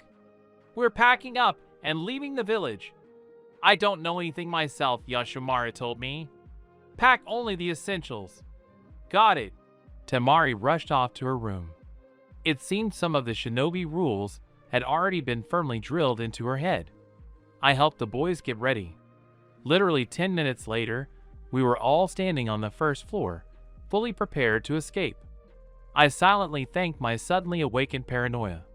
If I hadn't been packing my things little by little all month, shoving them into various scrolls, we wouldn't have managed to pack so quickly. Astana was with us, too. The snake could reach speeds no less than a race car on a straight track, so I was the least worried about her. So, Yashimaru spoke quickly. Raza has completely lost his mind. He wants to kill us all, making it look like it was he who killed us, and then the mad Jinchuriki himself died. Thank goodness he didn't call Gaara by name. Children, we need to move very quickly and very carefully. So listen to me and Izumi without question. If we say run, you run. If we say stop, you stay. Understood? They nodded in unison. Excellent. Temari, you'll have to run on your own. You're good to go now. Izumi and I will carry Kankuro and Gaara. Don't be afraid. I picked up the younger one in my arms. Gaara was visibly shaking. He was scared. Okay, climb onto my back and grab the straps of my backpack or my shoulders. I need my hands free. Is everything okay? Why, yes. The boy responded with exaggerated cheerfulness, clinging to my shoulders tighter. Mom, I'm scared. Everything will be fine, I promise. I put my hand behind my back, found it by touch, and tousled his hair. Are you ready? Yes. We broke into a run. Temari ran between us. We'd only covered a few blocks when there was a deafening explosion, enough to shake all of Suna. I think I even know what went off. The Kazekage's mansion. And, in this terrible explosion, triggered by a Jinchuriki who suddenly went out of control, all the Kage's children, his brother-in-law, and a visiting Shinobi Academy teacher from Konoha, suspected of being the culprit behind this incident as she tried to subjugate the Jinchuriki, perished. Ugh, they'll probably try to stir up trouble with Konoha.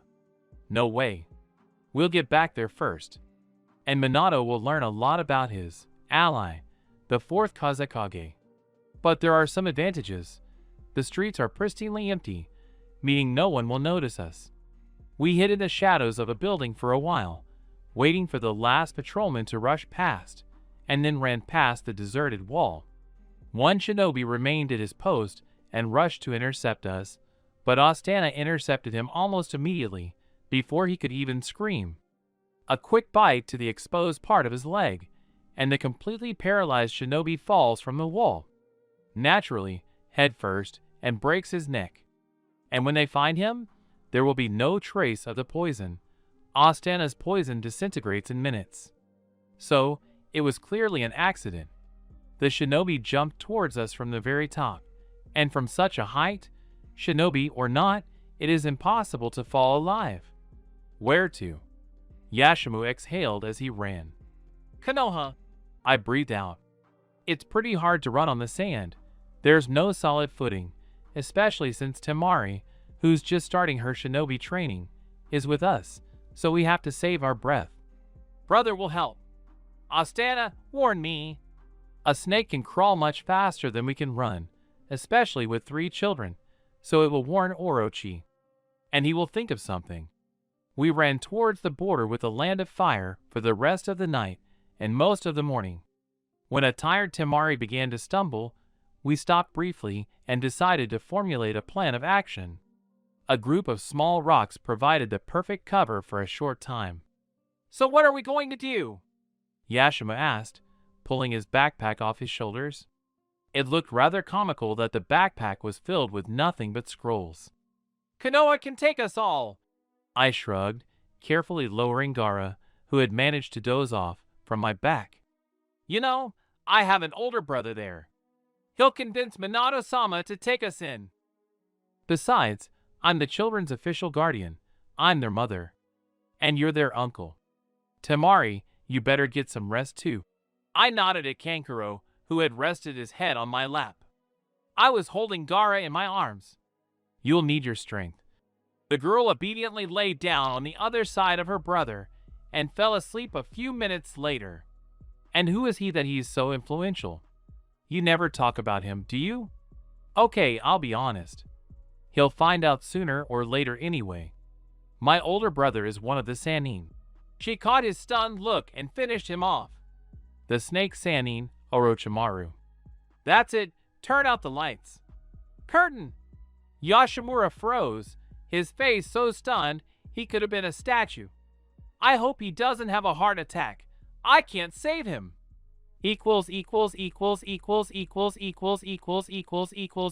Part 10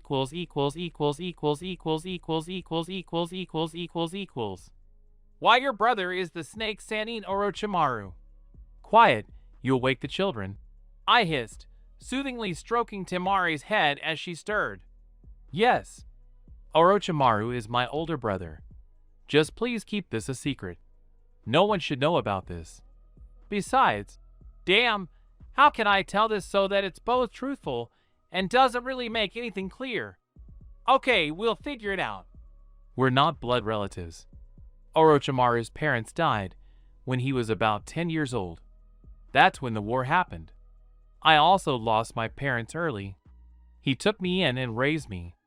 So we're brother and sister, even if not blood. And yes, Astana is his gift. She's been with me from the very beginning of my departure for Suna. Only she was very little then and hid in my sleeve.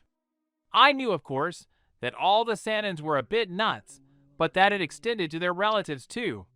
Yashima made a vague gesture with his hand. I never even thought about it. You yourself too. A little of that. I snorted.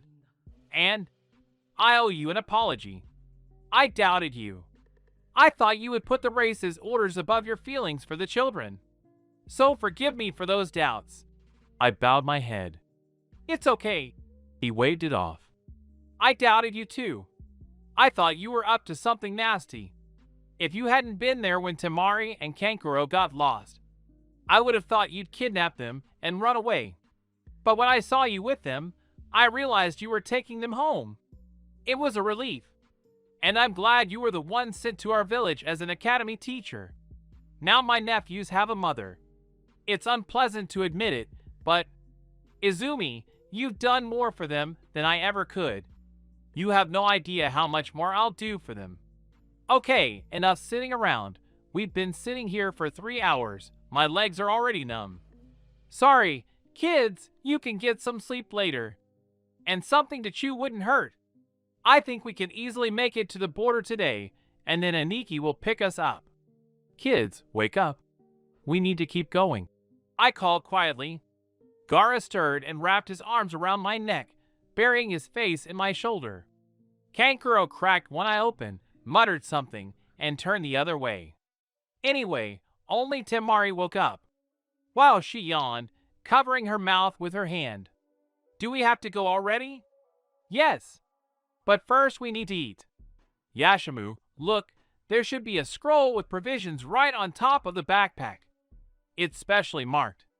In the meantime, I'll wake up these lazybones. Yashimu went off to rummage through the scrolls. I barely woke the children. I understand. You're really sleepy. I love it myself. But now it's time. Never mind. Gaara and Kankuro will sleep while we carry them. Mom, did you even get a little rest? Kankuro asked, blinking his eyes and yawning widely, while Yashimu and I were unsealing the food from the scroll. I've got enough strength for a run. Yashimu waved it off. Here you go. We all need to eat.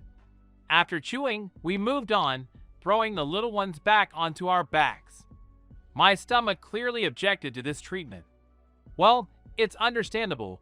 You run around half the night like you've been stung in the ass, and when you get a chance to rest and finally eat, you peck a little like a bird. Well, it's not my fault I'm terribly hungry, and I can't eat my fill now. You can't run around with a full belly. Grr, I already want to strangle Raza with my own hands for such atrocity against his own children. They have nothing better to do than run around the desert, under the scorching sun. Mom, are you okay? Gaara pressed himself closer to me, wrapping his arms around my neck again. He must have sensed my state. If I'm also emitting ki right now. Okay, I'm pulling myself together, otherwise I'm glowing like a Christmas tree, to the delight of all the sensors. And I'm sure Raza, realizing we didn't die in that explosion, has already sent a squad of A and B on our trail.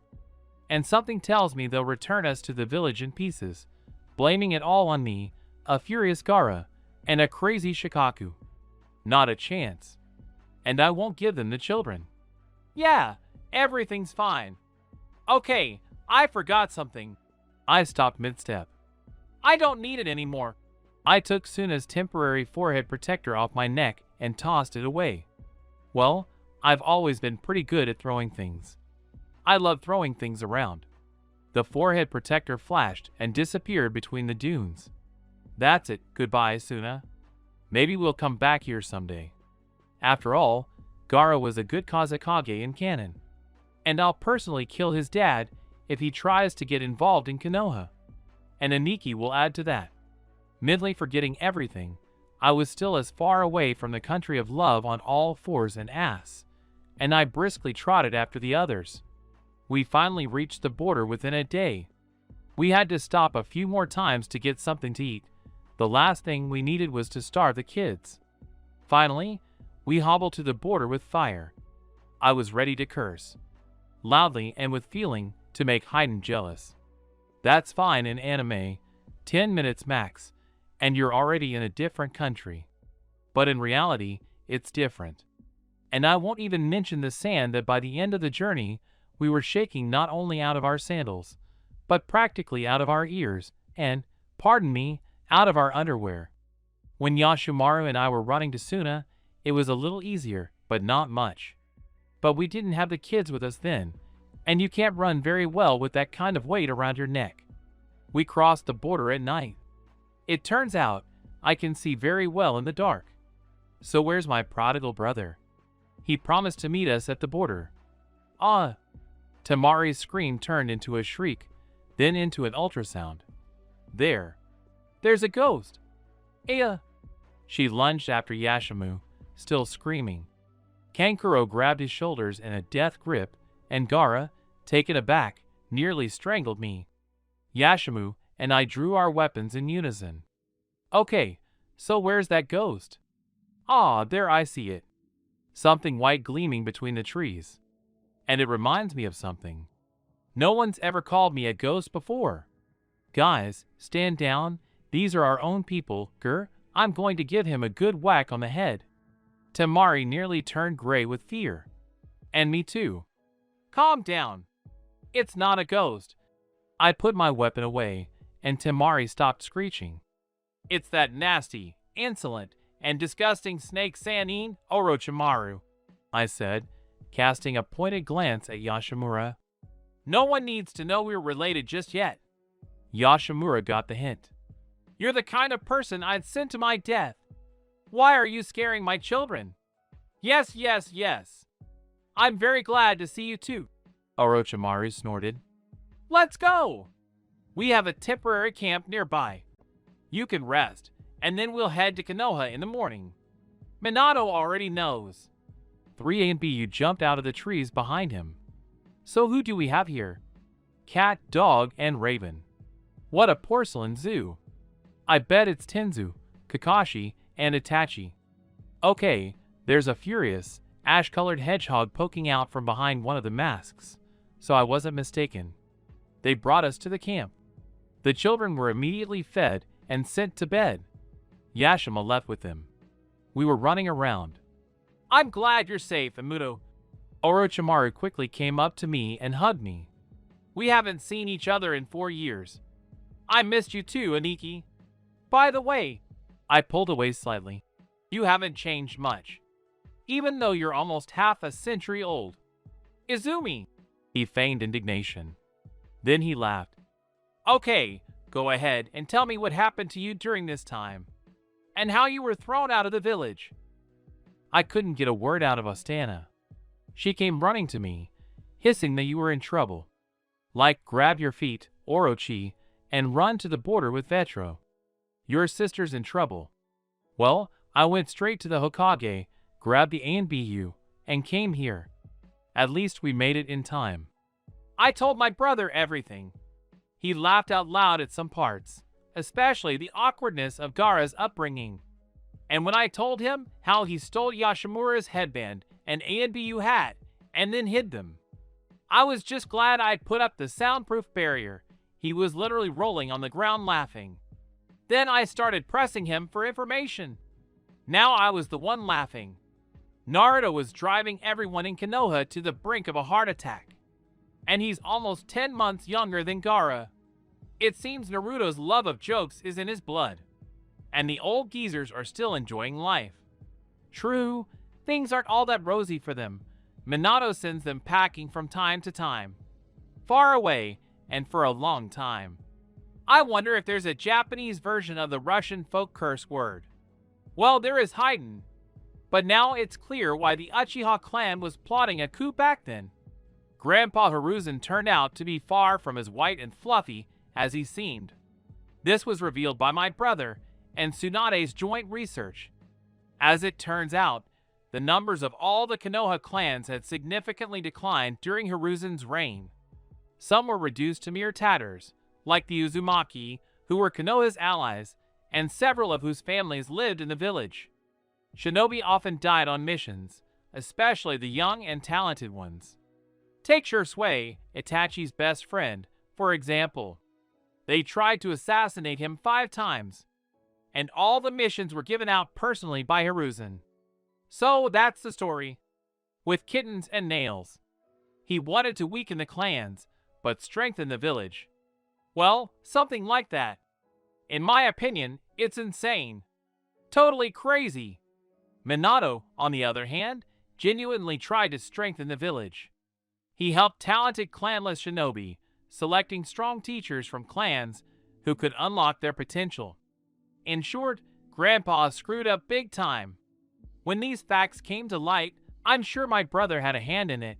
The villagers nearly tore the old man to shreds. It's a shame the elders and Danzo haven't been caught up in anything, or they would have been pushed out of their comfortable position. Well, as they say, one thing at a time. We'll have to dig into them ourselves. Maybe we can provoke them into doing something nasty. Although, it's not worth it. I don't want to risk anyone, especially not my youngest son. And speaking of him, since Kushina is alive and well in Konoha right now, I should deal with Gaara's seal. It's been bothering me for a while. Having talked enough with my brother, and at the same time given him a slap on the head for scaring Temari, I also went to bed. We set out for Konoha early in the morning. Temari was carrying Orochimaru.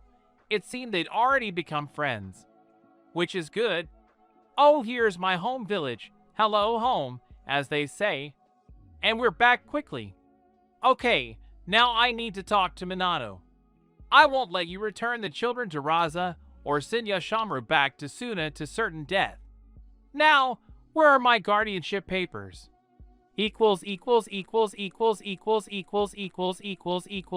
Part 11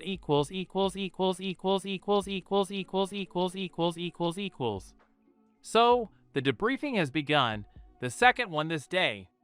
I've already had a private conversation with Minato, so he's already in the know. The guardianship documents have been verified, and DNA testing has confirmed that Yashumaru is a blood relative of the children. So Suna, or rather Raza, will only get a pittance. And that's the best case scenario. But I'd put it more bluntly, he'll get nothing. No salt, no butter. When Minato heard about the Kazekage's attitude toward children, he immediately declared that he wouldn't have a single child, even if he threatened war. But it all needs to be done officially. In front of the elders, damn them, Danzo, damn guy falling off the roof, and the clan heads. So, this whole circus is happening. A huge hall with a podium in the center where I'm standing. In front of me is a seemingly unwieldy table, behind which sits Minato, wearing the Hokage hat for the first time I can remember. Raza never took it off though, and it kept slipping down over his ears or the back of his head, not over his eyes, though he couldn't care less, and the shinobi behind him just giggled. To his left are the elders and Danzo. To his right, the clan heads. I recognize Tsunade, Fugaku, Inoichi, Shikaku, Chozu, Tsum, Hayashihime.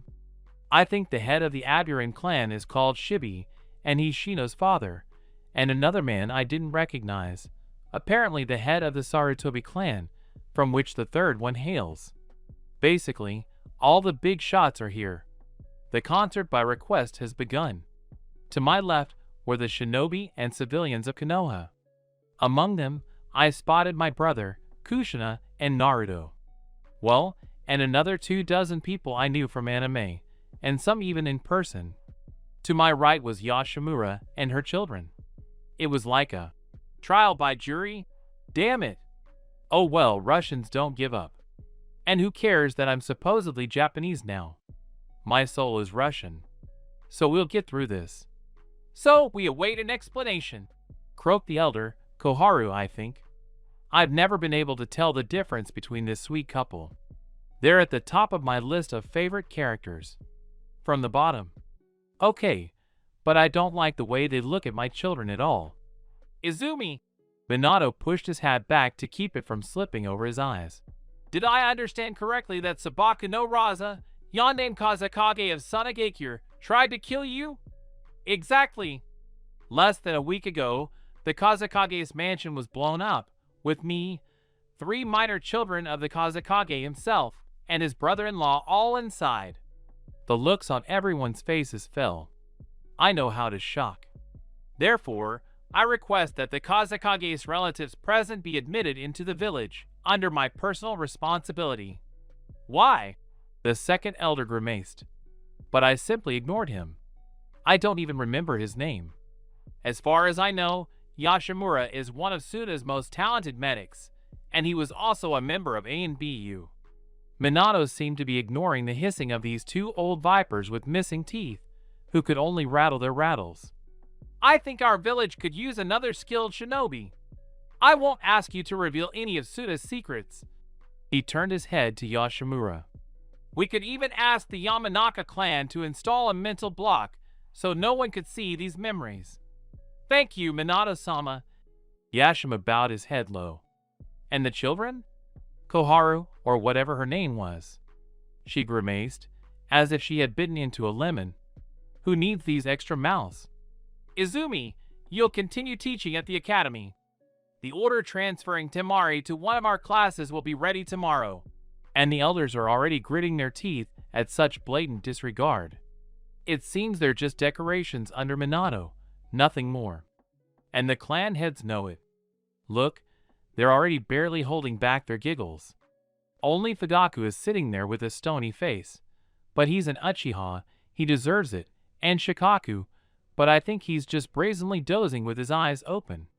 We talked for a while longer. Minato announced that we were being presented with a new house. My parents' old house wasn't big enough for 5 people, especially with 3 children. Yashamura was being sent to work at the hospital under Tsunade's wing. Senju beamed. It seemed our medics had a knack for it. I thought it was all over, but Danzo, who had been silent until then, perked up. Apparently, he'd gotten tired of simply staring at Gaara, especially since Yashimura quickly figured it out and switched places with the little guy, and he went on the offensive. Shimura tried to blurt out that he wanted to take my son to Root to raise a shinobi loyal to Konoha.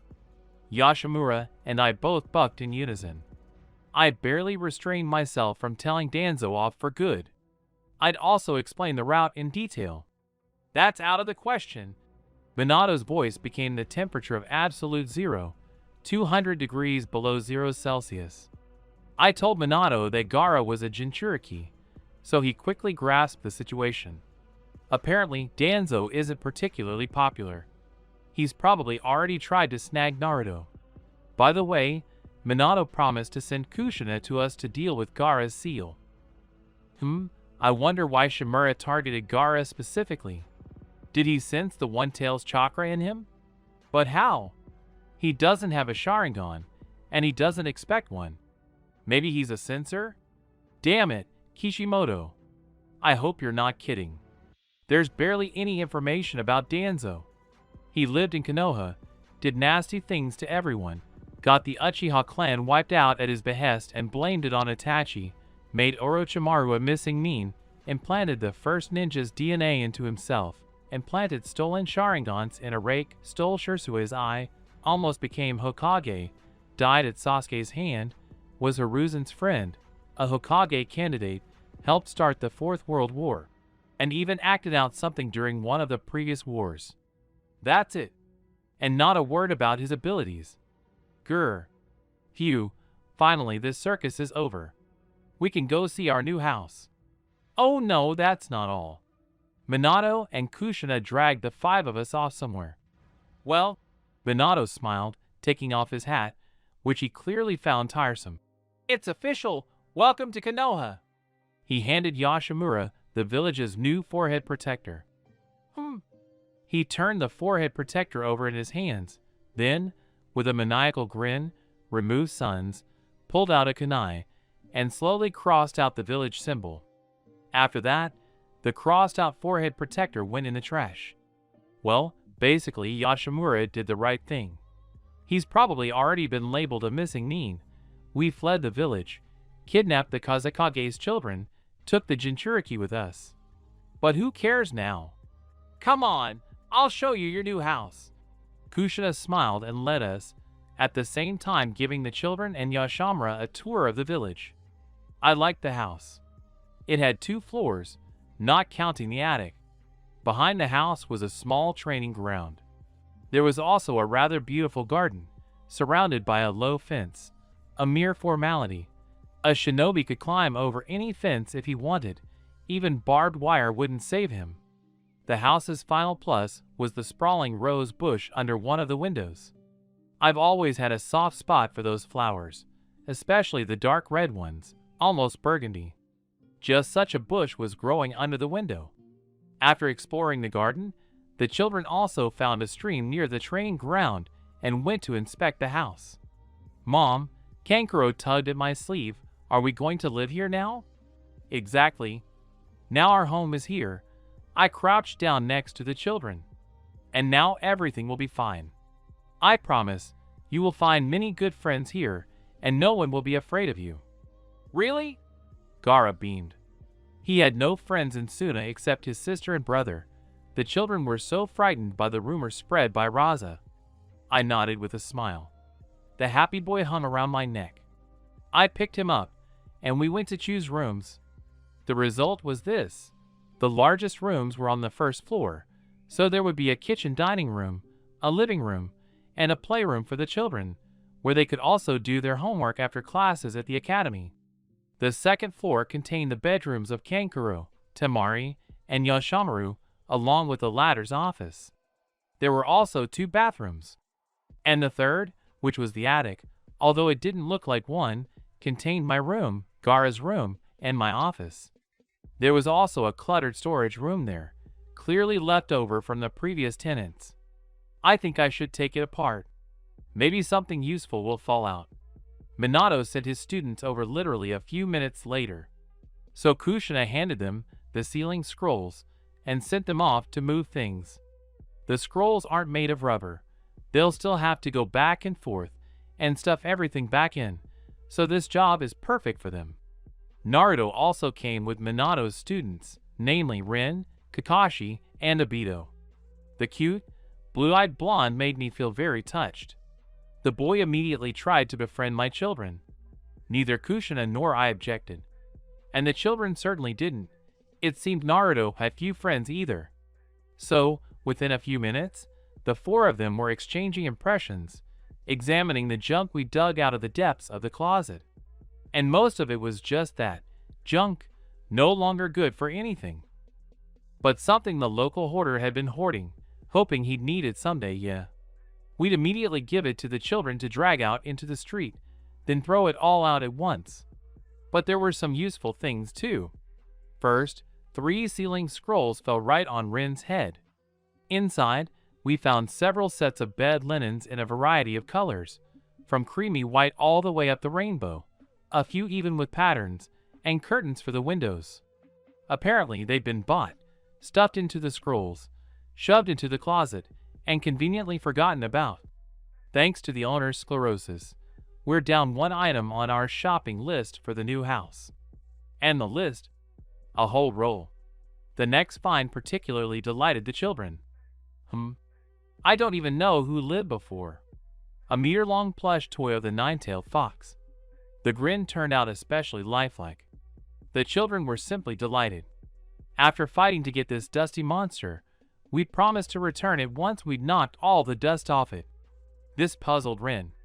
Then we found 2 perfectly serviceable bookcases.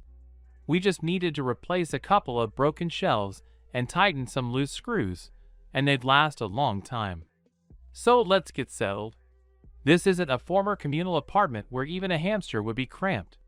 But it's not a penthouse either. So let's move in.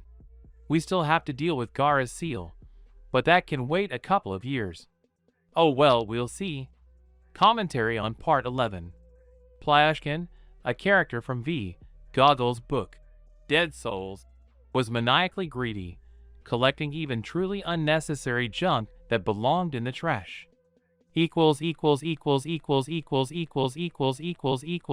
Part 12